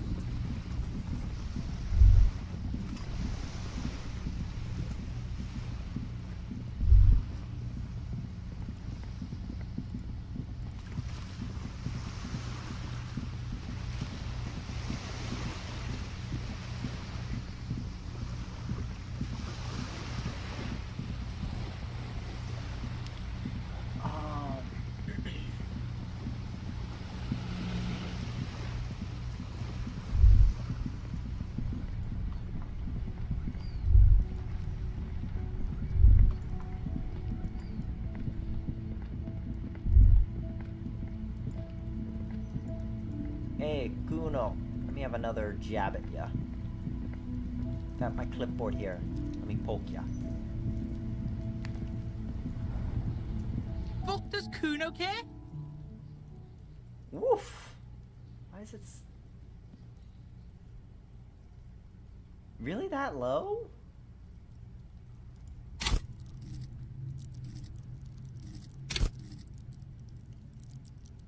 Yeah, okay. Huh. Well, give it another shot. What's going on?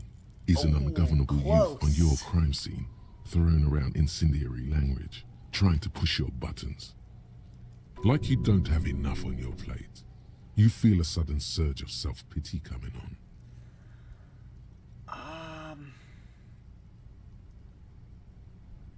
You know what? Listen, Kuno, I know this is new to you, but it's old news for us grown-ups. Get your snout out of Kuno's ass. Kuno knows how hard Kuno pushes it. Kuno pushes it hard level. You should give up, Popo, or the Kun will keep fucking it out of you. You okay, Kuno? That went wrong. He took it as a compliment. Then he had a minor seizure. Kuno doesn't fucking care.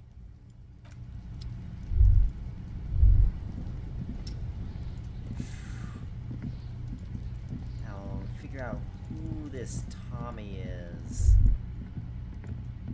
Tommy. Oh wait, that's right. This guy.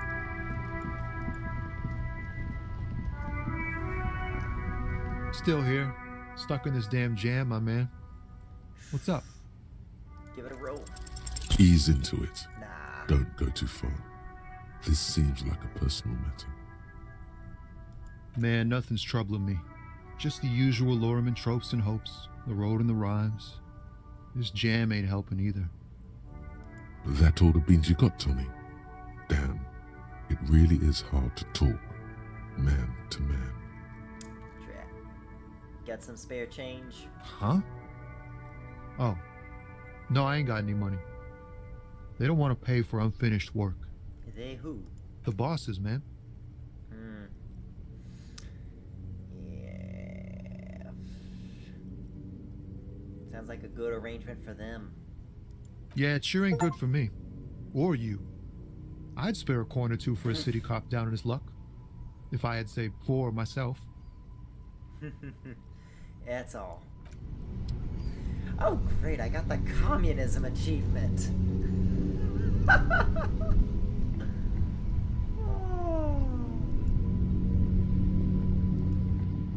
Oh boy, boy, oh boy, oh boy. It is almost the end of the day, but it's also time for me to get crashing. Let's give it this a quick save. And I think that'll be all for tonight.